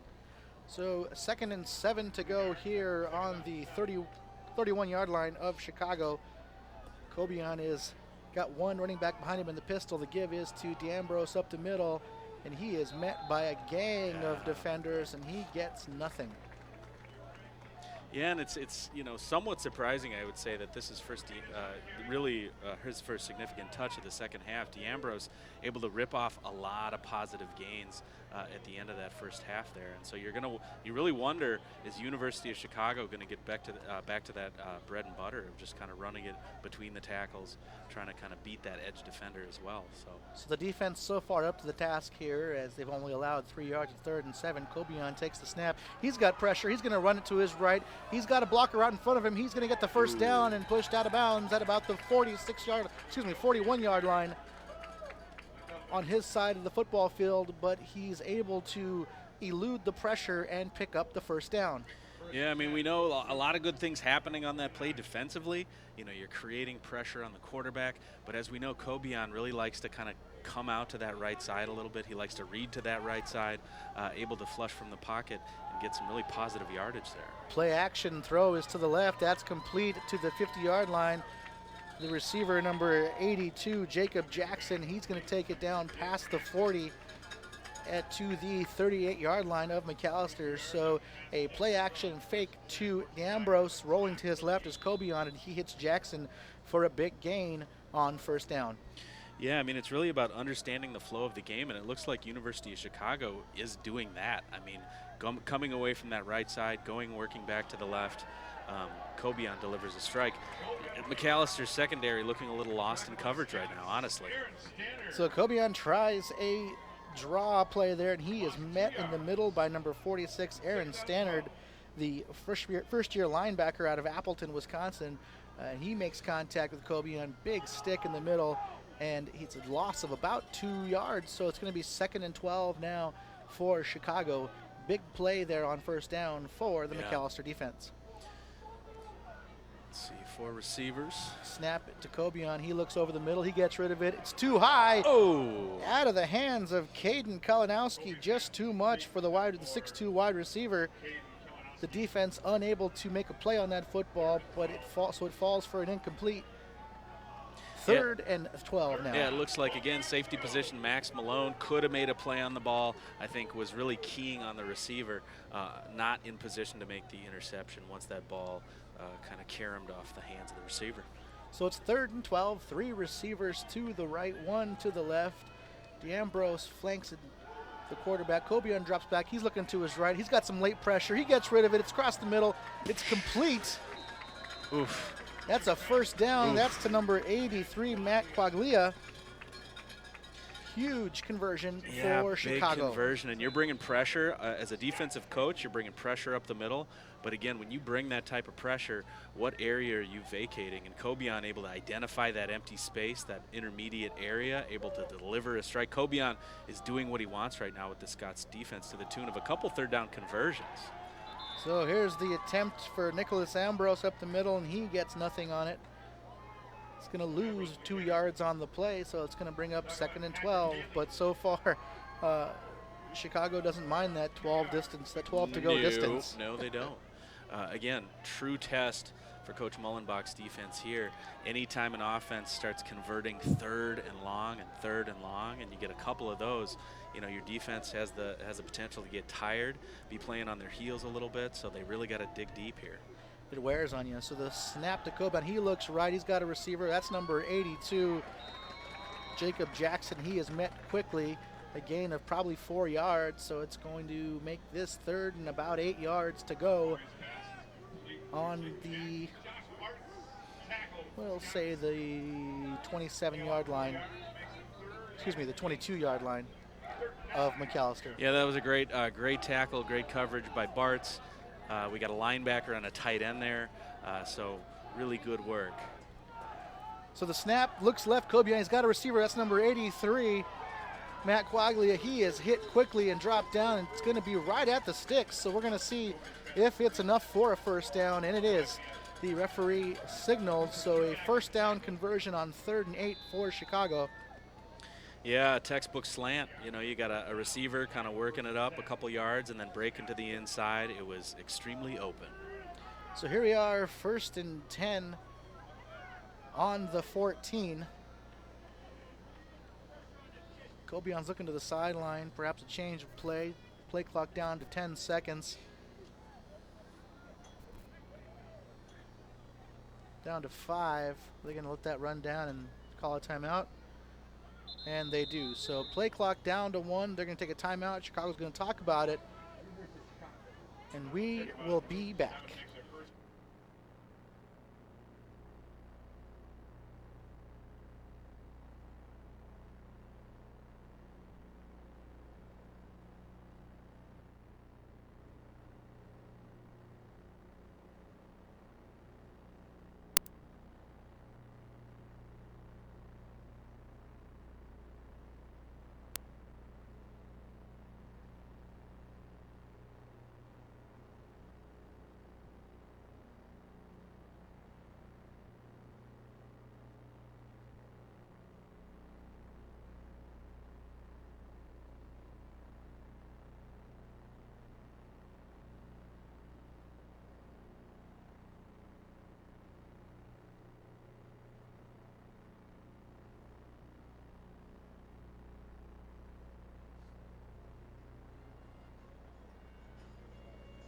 So first down and 10 from the 14-yard line of Macalester.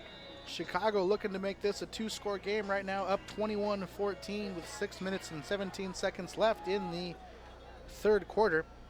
The offense has a play, but they're still looking to the sideline for a little last-second coaching. Kobian, it's the speed option, and he gives to D'Ambrose, and D'Ambrose is going to get probably 2 yards before he is pushed out of bounds. So they come out on the first down play around the shotgun speed option.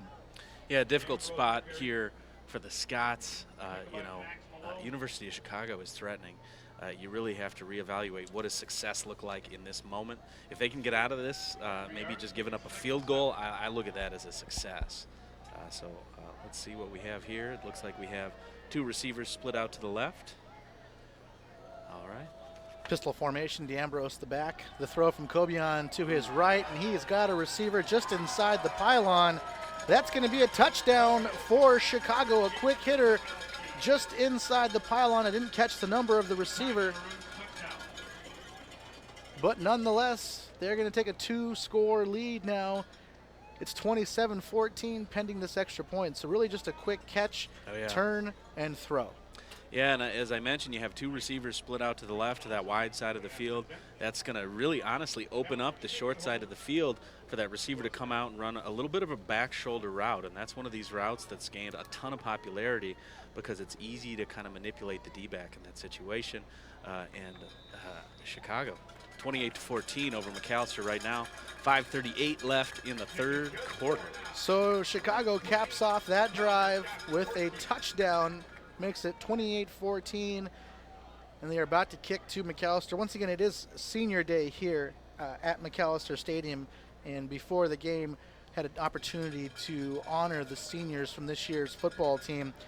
Number 23 defensive back Luke Bishop is a political science major from St. Paul Academy here just up the street in St. Paul. And today during the ceremony, he was accompanied by his parents Dan and Kelly and his sisters Kathleen and Alex. So hats off to Luke. Also today, one of our seniors, number 27, running back Jed Buckholtz. And Jed's an economics major from McFarland High School in McFarland, Wisconsin. And today he was accompanied by his parents, Patrick and Mary, and his sister, Emma. So hats off to Jed on a nice career here at Macalester. So here we are, 28-14, 5:38 left in the 3rd quarter. Chicago on both of their drives in the second half have looked really impressive. The one interception that Macalester was able to get stopped the first drive, but the second drive the defense had no answers for the Chicago offense. Yeah, priority for Macalester, obviously you want to score, obviously, but you really want to take some time off the clock, keep the ball out of Kobion's hands, because right now, University of Chicago doing what they want with the football. So a short kick taken by the up man, number 81, Brendan Hodges, and he does what he can to get about 5 yards and goes down. So Macalester's going to start this drive with pretty good field position on their own 40-yard line, and they're going to need to put some points on the board here sooner than later, as this is now a 2-score game. And really, if you think about it, the Chicago offense is really pushing the football. Yeah, like I just said, keep it out of their hands. Let's have a little bit of a sustained drive here. Let's get a couple first downs. Let's keep the clock running. It's a 2-touchdown game, but we're only, roughly midway through the third quarter, so there's plenty of time left to do some damage. So pistol formation, Strybeck in motion, shotgun formation. That is Stefan to the right of Petrich. Now 3 receivers to the left. To give is to Stefan. And he's going to dance around the backfield a little bit, really not going to find any real estate there. He's taken down probably back at the line of scrimmage, it looks like. So it's going to be 2nd and 10 after the first down run play by Jeremy Stefan. University of Chicago's defense, hats off to them. We saw a power play like that before, where you have linemen coming across the formation, looking to pull, looking to hit somebody. But again, really nothing outside, forced to turn it back up the middle. So those edge defenders for the University of Chicago really doing a good job forcing contain. So Jed Buchholz now in the game at running back, and he is in the pistol formation behind Petrich.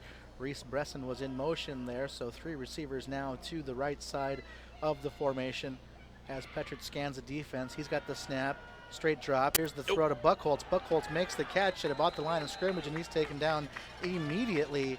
So a quick throw to Jed Buchholz is going to result in a catch, but no yards. So 3rd and 10 as he was tackled quickly by the Chicago defense. So here we are, 3rd and 10 now for Macalester. Yeah, linebacker for University of Chicago there, Josh Godowski, really just on the spot, doing what he needs to do, reading his keys, wrapping up, and so, you have some players who they really want to kind of create that big hit, but fundamental tackling there by wrapping up at the hips. So here we are, shotgun formation. Again, that 4-receiver set that is very familiar to the Macalester offense. And they've got it split on both sides. Petrich, he rolls to his right, throws over the middle. He's got Johnny Nee, and he's going to have a first down. He's going to break a tackle. He's looking to the 45-yard line before he is finally brought down at about the 44 is where it's going to be spotted of Chicago. So big 3rd and 10 play results in about 15 yards there. Cody Petrich to Johnny Nee. Huge, huge first down for the Macalester offense. Little bit of yak action for Johnny Nee there, getting the ball, collecting, turning, making a football move, getting upfield. Really positive result for the Scots. It's been a little while since we've seen a play like that. Let's start some momentum going here. So Buchholz lines up behind Petrich in the pistol formation, and now we're going to have empty set to the left. No receivers on that side. They're all on the right here. And the snap, Petrich, of course, looks right then. And he throws deep. He's going to have Beatty. Beatty's got the ball at the 25-yard line. He's probably taken down about the 21-yard line of Chicago. So Petrich to Alec Beatty. A big play there for the offense, and the chains continue to move. And Macalester almost in the red zone now. Yeah, Beatty really able to turn around his defender there, number 33, working in space, collecting the pass at the sideline. Really big gain for the Scots, putting them in a great position for a potential score here. So here we are, 14-28. Scots are down by 2 touchdowns, but they are knocking on the door now, 1st and 10 from the 21-yard line of Chicago. That's Nee in motion to the left. He motions wide. 2 receivers to that side. Petrich ready for the snap. Here it is. The give is to the running back, Buchholz. He's got some room. He's up. He's to the 15-yard line before he is met hard by a defensive back. With the safety coming in to make it, he was at number 27, Mike Lawler, it looked like, from his safety position. He meets Buchholz Some great contact right Yeah, there. Davies is kind of mixing it up with his formations now. He's bringing in some of those receivers or those tight end types to potentially provide some run blocking support in there. And so instead of just 5 offensive linemen, there were almost like 7 guys on the line paving the way for Buchholz there. So one of the better runs we've seen for a Macalester running back today, it's Buchholz. He remains in the game. Stefan remains out. Now we got 3 receivers. Bresson doing a lot of motion back and forth. Here's the give to Bresson. He's going to dance around. Maybe gets 2 yards. He slips a tackle, picks up an extra yard, so a gain of probably 3 yards there. That's going to set it up 3rd and about a yard, maybe 2 to go. Yeah, play design is interesting on that one. You got a guy in motion, you got Bresson in motion, he's moving around, and then his momentum kind of stops because he's trying to make an upcut so he can get north-south in the field. Typically when you have a man in motion and you're going to do a handoff like that, you want that receiver typically around the edge. So you want him to keep on running, keep that momentum. Here on 3rd down, Petrich is out of the game. Certainly. Behind, in the shotgun formation is Beatty. So Beatty's going to take the snap here as Petrich checks out. Wildcat. The Wildcat action. Here's the receiver in motion. It's Bresson. Beatty's going to keep it, going to go to the left. He's going to have some open room. He's going to make a move. He's going to be down to the 5-yard line before he is finally pushed out of bounds. So Alec Beatty in the Wildcat formation fakes to Bresson, runs around the left side, and Macalester is going to have 1st and goal from the 5-yard line. Yeah, I'm assuming University of Chicago in the same kind of position as we were in the booth here. What's going on? What's going on here? We got Beatty in the Wildcat, and so it worked out for the Scots. Threatening now, 1st and 5 at the 5. Petrich checks back into his quarterback position. So we will see what we've got dialed up here. It's going to be Stefan to his right in the shotgun. You got Beatty, it looks like, in man coverage to the wide side of the field. Let's see if we attack that. Here's the receiver in motion as the fake that gives to Stefan. He's hit quickly, but he's going to elude one defender. Ends up getting probably a yard there, so it's going to be 2nd and goal from the 4-yard line. You're right, Dan. Here on our side of the field, here the near side of the field, you had Alec Beatty going one-on-one. They choose not to attack that. Instead, give to Stefan. So they're going to let this thing wind down. The 3rd quarter is going to come to a close. It's 28-14. Chicago leads Macalester. We're going to go into the 4th quarter. Mac's going to have it on the 4-yard line. 2nd and goal. Trying to punch it in to make this thing a 1-score ball game. Yeah, and again, you assume that probably this is going to be part of Davies' strategy. I mean, you want to establish the run to the left, to the tight side of the field, establish the run, and then hopefully you get D-backs who are so worried about providing run support that then you have Beatty over on your wide side in man coverage. So we'll go to the 4th quarter. We will flip the field, and we will be right back.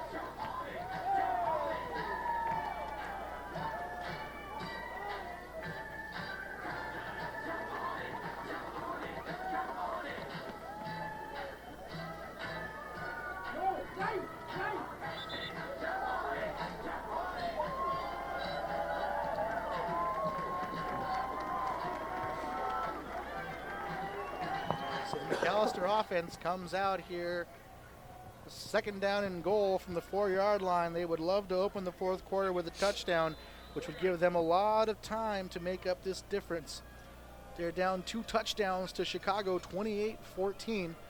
Petrich is in the pistol. He's got Stefan behind him, and it's the 4-receiver set, 2 to each side. Petrich waits the snap. Bresson is in motion. The fake to Bresson. The give is to Strybeck. Oof. Misdirection there. Fake to Bresson, give to Strybeck. He gets maybe a yard. Yeah, forcing a lot of action to the short side of the field. You wonder, again, if they're just doing that as a strategy to kind of get that defense, get those linebackers on skates a little bit so that they could potentially attack the wide side with a fade or just really cutting to that pylon. We'll see. So pistol formation, you're going to have number 81, the big tight end Brendan Hodges in the game. He's in tight. Strybeck, Beatty to the right side. Stefan behind Petrich. Knee by himself to the left. The snap. Petrich looks right. The throw right. He's going to have Beatty in the back of the end zone. Ooh. Great defense. That's number 33, Roberto Rabinas, on the coverage. They had the matchup they wanted. They wanted to attack the wide side of the field, like I mentioned earlier. They had really everything in place, but again, great effort by Rabines there to break up that pass. So here we are, 4th down and goal from the 4-yard line. Of course, Macalester is going for it. They're going to see what do they have drawn up in their 4th down playbook. They all take a look at their wristbands. They've got the play signaled in. It's shotgun formation. It's Petrich with Stefan in the backfield. Johnny Nee in motion wide right.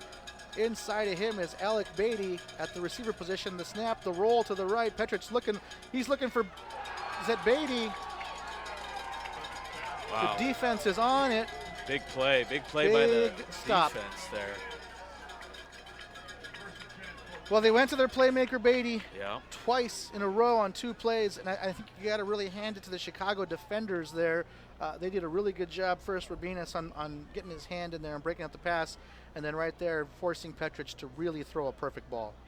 Well, you're motioning somebody across the formation, and again, that kind of clogs things up a little bit. You're running a route, again, kind of to the outside of the field. You wonder if maybe in the future in that same position you might want to run a slant or something like that. But again, not a favorable result for Macalester College. So a turnover on down. Chicago's going to take it 1st and 10 from their own 4-yard line, but they're happy to have it there because that means that they kept Macalester out of the end zone. Yeah, big stop defensively. So Cobian, he's the give quickly to D'Ambrose, and he's up the middle for a gain of 10 yards. That's going to be a 1st down for Chicago. Just a quick hitter right up the middle, gets them out of their own end zone or from the shadow of their own end zone, provides some breathing room, and also gives them a 1st down. Yeah, I would predict a heavy dose here of D'Ambrose. You just want to keep that clock running. If you get into a situation that's maybe a 2nd and long or a 3rd and long, you might want Cobian to pass, but I would predict a lot of running going forward. I think you're right, Dan. They're going to take the play clock down to where they can take it, and then they're going to hand it off to D'Ambrose. Their defense has stepped up a couple of times so far this half, and they're happy with that. They know that they can just grind it away here. Here's the play action. Cobian rolls to his left. He's got some protection. Finally, he tucks it. He goes forward, and he is taken down by a gang of defenders led by number 42, Dane Koo Blake, the junior linebacker for Macalester. So that's a no gain on the play action. And that's a big win for the Scots. I mean, we know that Cobian can run the ball when he gets flustered. We've seen big gains, and so for Mac to be able to contain him there, keep him in the tackle box, not a substantial gain. Good stuff. So 2nd down and about 9 to go. Picked up about a yard there on that scramble. 2nd and 9 to go from their own 8-yard line.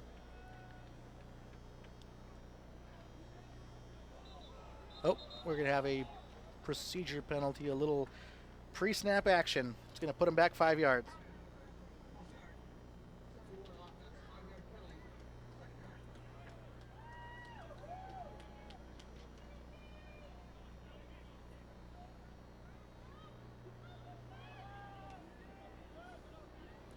Makes it about 2nd and 14, roughly.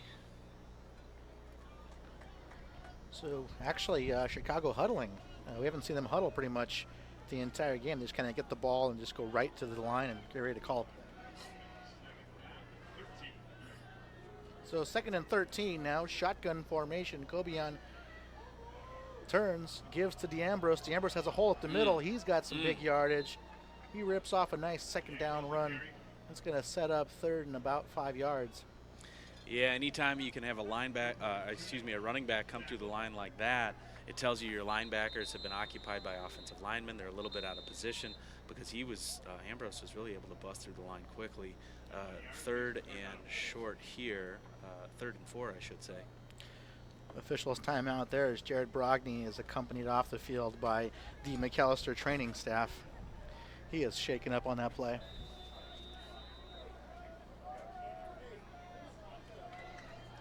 So 3rd and 4 here for Chicago, 11:57 remaining here in the 4th quarter. Again, they are taking their time, taking that play clock down. They're huddling. They haven't really huddled much of the game, but now we do see them huddle as it takes that play clock down now inside of about 15 seconds. Yeah, University of Chicago in the driver's seat here. They can do what they like as long as they don't run the play clock out completely. Here's the give to D'Ambrose up the middle. Oof. And he's just ripping off big runs right now. He's getting a little crease. Oh, yeah. And busting through it pretty hard. Just getting big runs. Macalester at the first level, second level, we do not have answers for it right now. A 3rd and a 4, what a crucial down for a defense in a 2-touchdown game, not able to make the stop. Once again, today was senior day, or is senior day, excuse me, for Macalester football. Honored before the game were the seniors. Number 57 offensive lineman Greg Lopez is a senior and economics major from Whitney Young Magnet High School in Chicago. So he's playing a hometown team here. Here's the give to DeAmbrose around the right side. He spins out of a tackle, and he's going to be taken down after a gain of probably about 4 or 5 yards there on a nice first down run. But back to Greg Lopez today during the ceremony honoring the seniors. He was accompanied by his mother, Rhonda, and his brother, Gabriel. So hats off to Greg Lopez, the economics major, senior offensive lineman for Macalester. Yeah, again, we're talking about DeAmbrose. Here we go talking about DeAmbrose again, but, you know, not a huge guy. But you see the way that he runs, his pad level. He's really kind of sinking into his hips, finding creases, finding space. The clock keeps running. Things are starting to get kind of tricky right now for Macalester. And he's playing against a tired defense. And Macalester defense has had to play hard all game. There's a great stop right there by the big fellas in the middle. So they stopped DeAmbrose from ripping off one of those runs. Yeah, extremely crucial here. Again, we're in one of these kind of 3rd and medium situations. Can Macalester contain Cobian? Let's say they decide to pass. If he decides to kind of scramble a little bit. A lot to think about if you're Coach Mullenbach right now. So 3rd and 7, Chicago's huddled up here. They got about to be 15 seconds left on the play clock. They come up to the ball. They're just milking time away now. And Macalester's going to have to create a turnover or something quick to get that ball back in the offensive hands. Cobian looks left. He's going to be flushed. He breaks one tackle, forges ahead. Oof. He's not going to have enough for the first down. So Macalester will make the stop there and bring on the punt team for Chicago. Yeah, good enough, I would say, by Macalester defense there. Cobian feeling the pressure, not able to locate a receiver. Fortunately, again, we didn't allow Cobian to scramble for the first down. The result is a punt. So on to punt is Chicago. They bring the punt team out. Back to return is senior Johnny Nee. The snap is good. The hold, ooh, almost blocked. Nee signals the fair catch. He makes the 25, so Macalester will take over there. Senior day today, honoring the seniors on the Macalester football roster. Number 59, linebacker Patrick Haley. He is a biology major from Pinecrest High School in Fort Lauderdale, Florida. And today, during the ceremony, he was accompanied by his mother, Kim, and his siblings, Sean and Chantel. Congratulations, Patrick, on your career. Also, offensive lineman number 72, Kerrigan Miller. Kerrigan's an English and psychology double major from Montclair Kimberly Academy in Montclair, New Jersey. And today, his parents, Clark and Tasco, are with him, along with his partner, Nikki, and his friend, Casey. So a couple more seniors that we get a chance to talk about here on this Macalester squad. So the snap now to Petrich, rolls to his right. He unloads. He's got a receiver at the stick there. That's Johnny Nee. Oh, excuse me, Alec Beatty, number 10 on the far side. And a gain of 9, so 2nd and 1 to go here. Macalester's going to have to get up and snap the football quickly, try to play an up-tempo offense. Yeah, Petrich rolling to his right, having Carter Gale kind of out there as a personal protector, able to make the 9-yard completion. So out of the pistol formation, Petrich gets the snap. He drops back, looks to his right. He unloads. He's got Strybeck, but stepping in front of that is a defender to get his hand on it, so that ball falls incomplete. Going to bring up 3rd and 1 after the 2nd and 1 incompletion. So our final senior for us to talk about today, make sure all these seniors are congratulated on a wonderful career. Number 87, wide receiver Henry Cafferata. He's a political science major from the Polytechnic School in Altadena, California. And today he was accompanied by his mother Rebecca and his sister Grace. So Henry, hats off to you on a wonderful college football career. So here we are, 3rd and 1 out of the shotgun, 3 receivers left. Petrich looks to his left. He throws. It's tipped up in the air. Incomplete, hit the ground. So tipped off of Johnny Nee's hands, and that was number 33 in coverage there. That was Roberto Rabinas, the defensive back. Tries to swoop in for the interception, but the ball hits the ground before he has a chance to bring it in. So break for Macalester there. The ball was just a bit too high. Knee couldn't bring it in, but it falls to the turf before Rabinas can cradle it. So here we are, Dan, 4th and 1. Yeah, 2 down territory there. You know, if that's a third during the regular kind of course of the game, you're wondering maybe about that play call. But again, you've got 2 plays to work with here. So here's the fake to Bresson. Petrich with the drop. That ball is tipped in the middle by a defender, and that's going to fall incomplete to the ground. Macalester now running out of opportunities as they have their second possession stopped on downs. Yeah, you know, and that's just athletic play in the middle of the field. I didn't quite see if it was a linebacker. It might have been an interior D lineman, but getting the hand up, you know, tipping that pass, and that makes such a big difference because likely that would have been a completion for the Scots. So the offense comes away with nothing there as they turn the ball over on downs, and it's going to create a short field for Chicago. They're going to get it on the 35 of Macalester, and their offense has been rolling. So we will see what they come out with, see how Macalester plans to stop it. It's a 28-14 lead for Chicago, 8 minutes, 5 seconds left here in the fourth quarter. The snap to Kobe on speed option. He fakes and he keeps it and tucks it down and runs through the line for about a gain of about 3 yards on this first down play. Yeah, expecting just run. You know, D'Ambrose, Kobion, keep that ball on the ground, keep that clock running. This is really tilting in Chicago's favor currently, what with the clock situation. So hopefully there can be some opportunism here from Coach Mullenbach's defense. Hopefully we get a turnover. That's likely one of the things that could kind of shift the balance.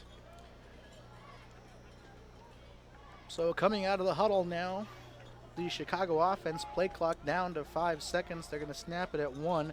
Here's the snap to Kobion. Here's the give to D'Ambrose. He's around the left side. A big key block by number 35 there.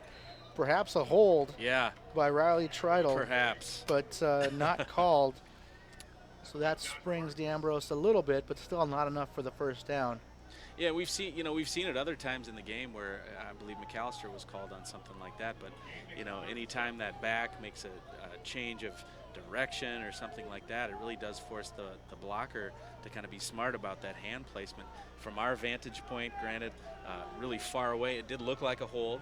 I am also a Macalester fan, so that might have swayed things a little bit. So it looked more like a hold to you than maybe anybody else. No, that was a hold. Let's just be clear, that was a hold. Play clock to 3, the snap. Kobion looks to his right. He fires, and it's going to be incomplete. The intended receiver, number 32 there, Henry Weinbrake. No, that was not 32. Excuse me. 20. Cooper. 82. Oh. 82 there, Jacob Jackson. Called his name enough today, you would think that I would recognize him. Yeah. So here we are, 4th down. They're keeping the offense out. Chicago's keeping the offense out. They're going to try to convert here. Figure it's too far for a field goal and doesn't make sense for them to punt, especially being up 28-14. If they can get a first down here, that just shortens the game even more. Yeah, you know, you've got the lead. It's kind of an in-between space here. You know, you've got the field position pretty locked up here. They're going to take a timeout, talk about it, see what they can draw up for 4th and 7. The Macalester defense will also talk about it. So, Dan, pretty entertaining game we've seen here. Some big offensive plays. We've seen some nice takeaways for the defense, and we saw a nice trick play from Macalester. Pretty entertaining game, but Chicago right now is just proving to be a little better than Macalester. Yeah, a couple missed opportunities. You know, again, we've played kind of the turnover game a little bit, but there are these other defensive plays that the University of Chicago is making that, you know, a little bit of a tip ball here or force and contain there, where they're really holding down Macalester's offense to the effect of, you know, being up by 2 touchdowns and in the driver's seat, really, in my mind. And although this is senior day, it won't be the last game for Macalester. They will host a game next week as the North and South divisions will cross over. Today's game will determine where Macalester will fall in the standings on their side of the bracket to see who they will play next week. So we won't know that until today's action is completely done.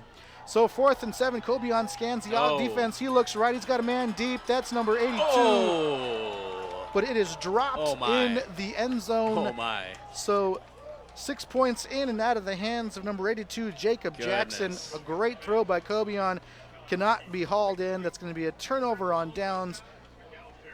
A little bit of life remains in Macalester there. I mean, that was the nail in the coffin. That would have been it. And he just dropped it, and so I'm thinking maybe fruit basket for that kid. What do we do?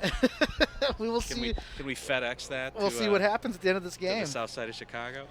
We will see. That's a huge opportunity lost for Chicago.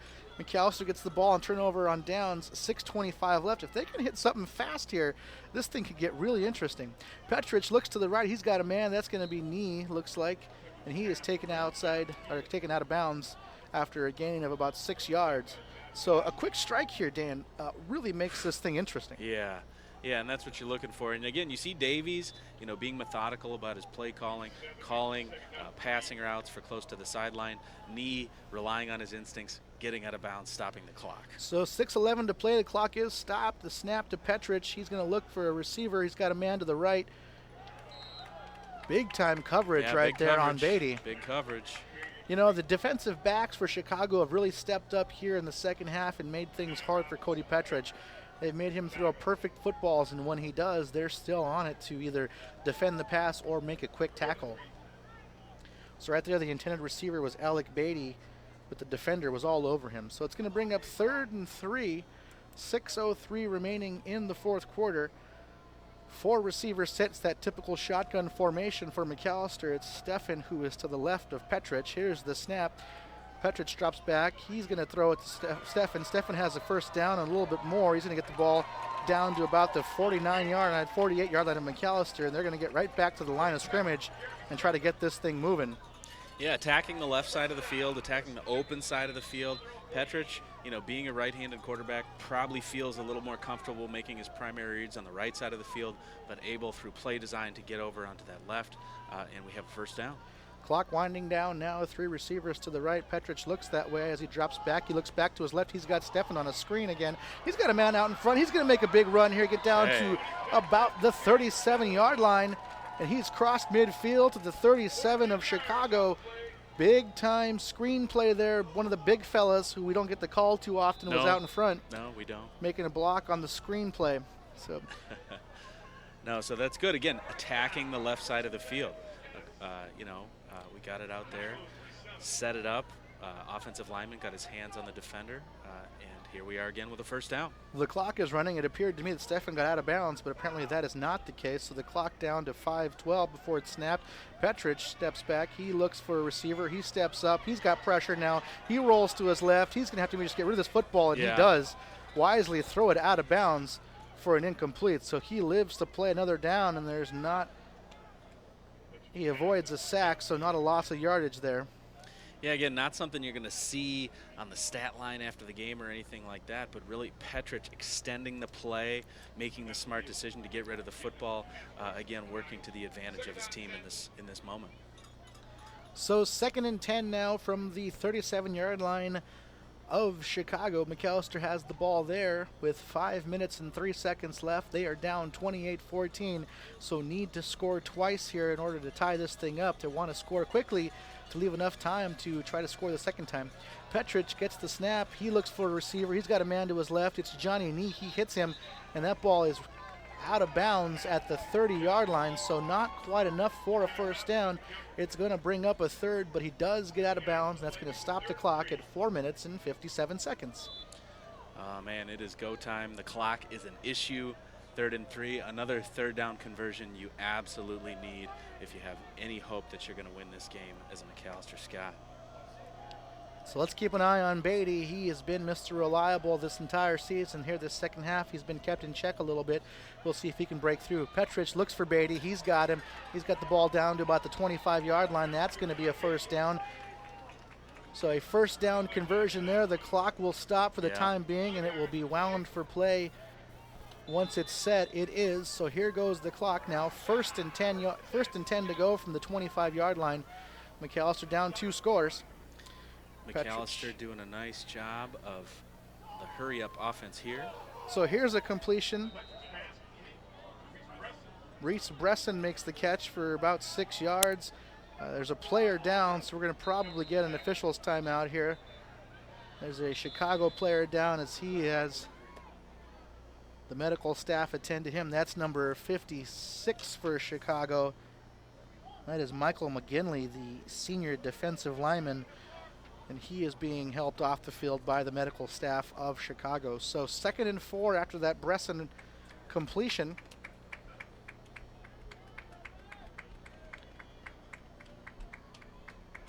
And we're ready to go. The clock has started, so 4:04, about to be inside 4 minutes. Macalester here, 2nd down and 4. Petrich in the shotgun. Here's the snap.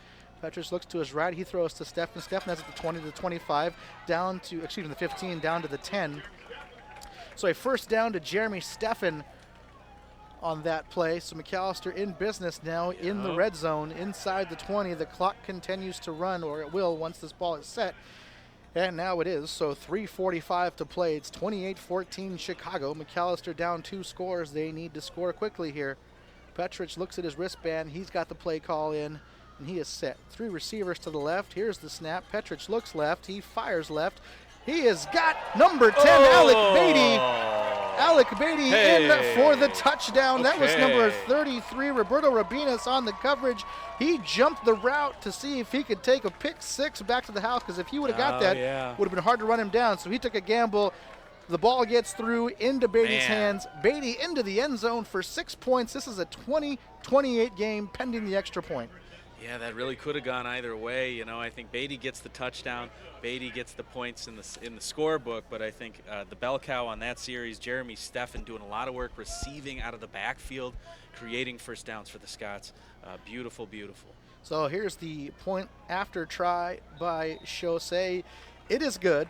Dan, this is a 21-28 game now, 3:28 to play. I said if Macalester could score quickly, and they scored fairly quickly, that this game would get really interesting, and now here we are. It's really interesting. Yeah, able to piece it together, able to get 1st downs. I can't say enough. Jeremy Steffen on that series, how many little design passes did he have out of the backfield where he's able to collect the ball, turn upfield, make good things happen for the Scots. So Macalester keeps their composure there, and here they go with the kick team. So 3:28 remains. Macalester does have their full complement of timeouts. 1 timeout left for Chicago. If they kick it deep, Chicago just needs to get a couple of 1st downs, and they can put this game to bed. Macalester defense is going to have to make a quick stop to get the football back into the hands of Petrich and the offense. A quick stop, get a turnover right off the bat. I think Coach Josh Ortiz would probably be onside kicking it here, potentially. No? I don't know, man. I'm not a coach. Well, the return team is setting up for it. They are. They're prepared. They're fine if it goes deep. And here it is. It is touched, and it's in the air. Number 47 jumps on the Chaussee. Chaussee's got it. Hey. Chaussee jumps on the football. He kicks it. It caroms off a defender. And Henry Chaussee, the senior kicker, was the one that jumped on it. Man. And he's recovered it for Macalester. Macalester now with the football. 3 minutes and 25 seconds remain. It's a 28-21 deficit. Macalester with a chance to tie it up here now with the football. What a fantastic turn of events for the Scots. I questioned if that ball was going to go the requisite 10 yards. It needed to. Fortunately, it bounced off a U of Chicago player. Macalester recovers. Macalester with a chance to score here. So all positive here for the Scots. Boy, that was fun to watch. And anytime where you're in a onside kick situation, it's a lot of fun to watch. So that time the ball bounces in favor of Macalester, so they've got it here. The snap, Petrich drops back. Petrich looks to his right. He dumps it off to Steffen. Steffen is hit immediately at the line of scrimmage for a gain of nothing, and we'll see if Macalester will call a timeout. The clock continues to run. No signal yet. 3 minutes and 10 seconds remain here. It's going to be 2nd down and 10 from the 38-yard line of Macalester. So some time running off the clock here as a new play gets signaled in. Yeah. It looks like they've got it. You know, you wonder always, those timeouts are 100% of the time going to be called by the head coach, Tony Jennison. You wonder what his plan is with those 3 timeouts remaining. So here's the snap out of pistol formation. Petrich throws left. It's batted in the air. That's going to fall incomplete, so batted at the line of scrimmage. So 2 quick plays, really a gain of only 1 so far. And so Macalester is going to be have 3rd and 9 here from their own 39-yard line. Obviously, Dan, they're not going to be punting the rest of this game. Nope. So you got 2 cracks here to get this first down. So we'll see what they draw up. This is 2-down territory. You can see Beatty there up. He's, I guess you could call it the slot. They're playing soft on him. Nobody within 10 yards of him. You wonder if they will attack. So Petrich with the snap. He's got pressure. He steps up. There's a flag thrown. Ball is complete across midfield at about the 50, but I think you're going to see a hold penalty. The referee threw a flag in there. It's going to be a hold against Macalester, so that one is going to come back. It looks like the hold on Brant Newman there, number 75 for the Scots. Unfortunate timing because you have great chemistry between your quarterback and your wide receiver there. That's going to set up 3rd and 19 here. That's a tough break for Macalester there, the holding call. Yeah. Again, Davies, you wonder what the strategy is here. Maybe you just get a little bit of this third and forever, but a tough spot. Obviously, it is 2-down territory, but the Scots really on their heels right now. We'll see what Davies dials up. We've seen some big plays from both teams so far, and wouldn't be surprised to see another here. 3rd and 19, ball on the 29-yard line of Macalester. Pistol formation. Petrich drops back. He throws. He's got a man over the middle. It was Strybeck. Perhaps a little early there was number 27, Mike Lawler, the safety, not called. So that ball falls incomplete. I want to be as objective as possible, Josh, but it looked like there was some early contact from the University of Chicago defender, hoping for some laundry. Didn't get it. 4th and 19 for the Scots. This is looking like their last chance. Probably not a lot of plays in the playbook for 4th and 19, so we will see what happens here. Obviously, you've got to send guys deep because they've got to get past the sticks. So hopefully the offensive line can hold up here and give Petrich some time to make this throw.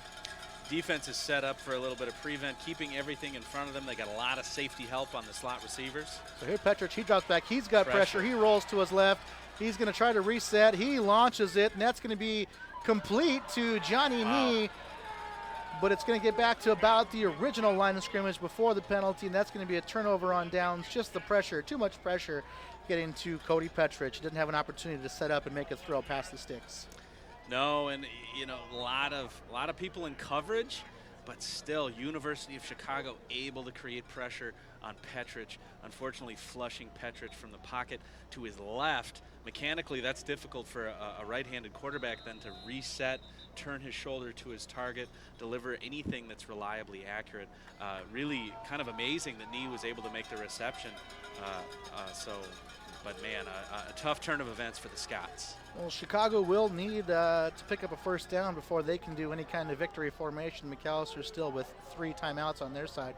Here's the give to D'Ambrose, and he's taken down fairly quickly after a gain of about about 2 yards, and Coach Tony Jennison with the quick timeout. So the first charge timeout for Macalester. They'll have 2 left, and like I said, Chicago will have to get at least a first down here before they can do any kind of thinking about victory formation. Man, and that's, again, we only talk about the offensive linemen when they screw up or where they do something highly visible that's positive. Unfortunately, again, Brant Newman with the hole just killing the drive on that one. That was an unfortunate break as that ball was completed out past the 50 to Strybeck, and it would have been a first down, and Mac would have been back in business. So, they catch the big break on the onside kick, but unfortunately aren't able to convert much after that, and they turn the ball over on downs. So not looking good for Macalester right now. 2 minutes left, 2 minutes and 1 second left in this game. Mac still 2 timeouts. You never know, something could happen here, but things looking bleak for the Scots. That's right. Let's see what Coach Mullenbach comes up with here.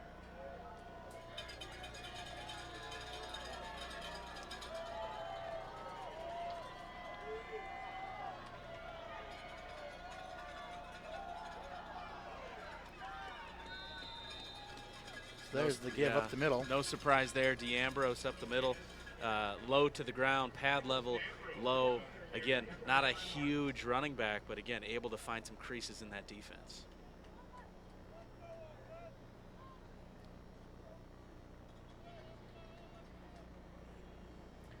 So another timeout taken, the second timeout for Coach Jennison. 1:57 remains. Third down coming up here.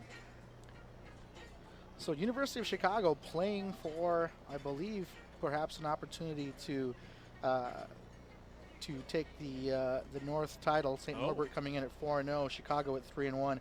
I don't know what happened between Chicago and St. Norbert when they played, but should St. Norbert have lose today and Chicago hold on to this one, they will be tied at 4-1. So Chicago with a lot to play for coming in here. Macalester, if this score holds, will drop to 2-3, and we'll have to wait and see who they will play from the other side of the conference, and that coming from the South. So interesting day for Chicago as they had to win and see what happens. There could be some tiebreaker scenarios in there in which they get a chance to play for the conference championship next week. Next two plays very important for Macalester's defense. There it is, D'Ambrose. Oh, excuse me, Cobian kept it. I was looking at D'Ambrose. Yeah, no, and it's we're calling these guys names all day long, and when you have something where he's got the choice to give it to D'Ambrose, the defense is keying on D'Ambrose because we know that that's the goal right now. Chicago wants to run the clock out, but now we know that Marco Cobian is fully capable of getting yards on the ground. Well, Chicago will go into victory formation as there's nothing Macalester can do at this point to stop the clock and keep Chicago from taking a knee here. So Chicago, with a couple of successful snaps here, will go to 4-1 and await to see what happened with St. Norbert today, as that would determine where those two teams fall in the North. Macalester will fall to 2-3 in the North, and we will await who their opponent will be from the South, and that will be here next week, Dan. Macalester will conclude their season next week. Today was senior day, however, there's one game left, and that will be next week. So great effort today, I think, from both teams. A lot of breaks went, I think the breaks were pretty well split between the two teams. Some mistakes here and there. So a few clock challenges today. There's another one right there. I think about 3 or 4 times the official has had to inform the clock operator on where it should be. But entertaining football game coming in. Coming in, we thought these two teams were probably pretty well matched. I still think they are. Perhaps a few more weapons on offense for Chicago, but still. Macalester hung in there tight. It was good to see Cody Petrich return to action after some injury to play here on senior day. He made some really good throws. Unfortunately, a couple of his throws sailed on him and became turnovers. Alec Beatty pulled in a couple more touchdowns. He actually threw a touchdown as well. So nice for him to have a huge impact on senior day as well. Yeah, it's a loss for the Scots. Unfortunate. But again, you're playing at home, which is great, but you're playing a really good team in the University of Chicago, and so close game, really exciting towards the end. Certainly disappointing, but a well-matched game overall, for sure. So this was the second meeting between the Maroons and the Scots as they met for the first time last year in Chicago. Chicago won that 19-14, so Chicago going to move to 2-0 in the series with Macalester. Again, we talked about Alec Beatty. He came into this game ranked 3rd nationally in touchdown receptions. He was 8th in receiving yards. He was 12th in receiving yards per game, 18th in total touchdowns, and 23rd in receptions per game. So it's so awesome to see a Macalester player near the top of the national leaderboard here in football at the skill position. He had a chance. He has a chance still to break the single season reception record, which was set by Tyson O'Connell in 2001. I know Ty. So he's got a chance to break that still with one more game to go. Yeah, Ty O'Connell is probably fly fishing somewhere in Montana right now. So he's having a beautiful Saturday. But man, Beatty, talent is undeniable in this case, and you can look no further than the touchdown he caught back here, where it's kind of a magician's trick. All of a sudden, he's got the ball, he's in the end zone, but just a kid who's got great athleticism, great lower body strength and awareness, but just a really talented young man. And we were here the day that he set the single game receiving yards record against Lawrence when he had 218 receiving yards. He also holds the school records for touchdown receptions in a season and also in a career. He is also the overall career touchdown leader for Macalester football history. So it's the program's all-time leader in receiving yards with 2,643 coming into today. He added some more of those today. Yeah. So an historic career coming to an end next week after that game and crossover play. But it's been a joy to watch Alec Beatty this year. It's been a joy to watch all these players this year. And today, notwithstanding, and today was great to watch these guys come out here and compete against Chicago. Again, perhaps a break here or a break there. Although I think the breaks, like I said, were pretty even. So you can't really point to one or another. Yeah, it wasn't too lopsided in terms of turnovers or little mistakes here and there, but there were just some really crucial, I go back to kind of some really crucial defensive plays where, again, it's not something that you're going to see in the stat line, but it's a tipped pass here. It's quarterback pressure there. It's flushing Petrick from the pocket. University of Chicago really, I think, stepped up overall defensively and contained a Macalester offense that's capable of putting a ton of points on the board. So you're right, Dan. I think their defense stepped up in some key spots and kept Macalester. You look at the one down here when they were inside the 5-yard line, turn it over on downs. Man, that could really have changed this game a lot had they been able to put the ball in the end zone on that play. So 2 seconds remaining, 4th and 14. They're just going to be a little sloppy. There's going to be a false start first, but they're just going to snap it and run backwards for 2 seconds and fall down. So this game can wind on down. So beautiful weather today here as now it starts to get dark. The lights are on, but we couldn't ask for a better weather day here in early November. Thankful that there's not snow on the ground. And there very well could be, so you're right. We are thankful that there is. And a nice senior day. We were able to talk about all of our seniors. We didn't get a chance to mention managers. We will now. The senior managers for the team, Will Anderson, who's a biology major from Minnewaska High School here in Minnesota. Robert Grace, a geology major from St. Stephen's High School in Austin, Texas, is a graduating manager, and Becca Griffin, a history and psychology double major from Rancho Cucamonga, California. Those are the senior managers for Macalester. We had a chance to mention all the senior players here on senior day as this game comes to a close. It's going to be a 28-21 victory for the visiting University of Chicago Maroons. Dan, it was an awesome time spending some awesome time with you here in the booth. Absolutely. Always a pleasure. I've enjoyed it. Yeah, thanks for having me back. And I think you'll be back next week. Yes, I will sir. be back next week as we wait to see who Macalester will play in that crossover day. Again, Chicago, by virtue of winning today, they moved to 4-1 in the conference. We're not sure what St. Norbert, who they were playing today, or what their finish would be, but a chance to maybe be having two teams tied at 4-1 on the north side. Down on the south side, Monmouth was coming in 4-0, and Lake Forest 3-1. So remains to be seen what happens there. So Macalester will wait to see who they play next week. It'll be here at Macalester Stadium, 1 o'clock start. We will be here. Hopefully you'll join us again. Dan, what are your final thoughts? Well, just two, I think, really classy football teams going at it. Couple breaks. Just a lot of good football being played out here today at Macalester. Unfortunate that the Scots couldn't get the victory. Always looking for a MAC victory, but we'll see you back next week. Yeah. We will see you next week. That'll do it for us here today at Macalester Stadium. Final score again: University of Chicago Maroons 21, 28. The Macalester Scots 21. We'll see you next week.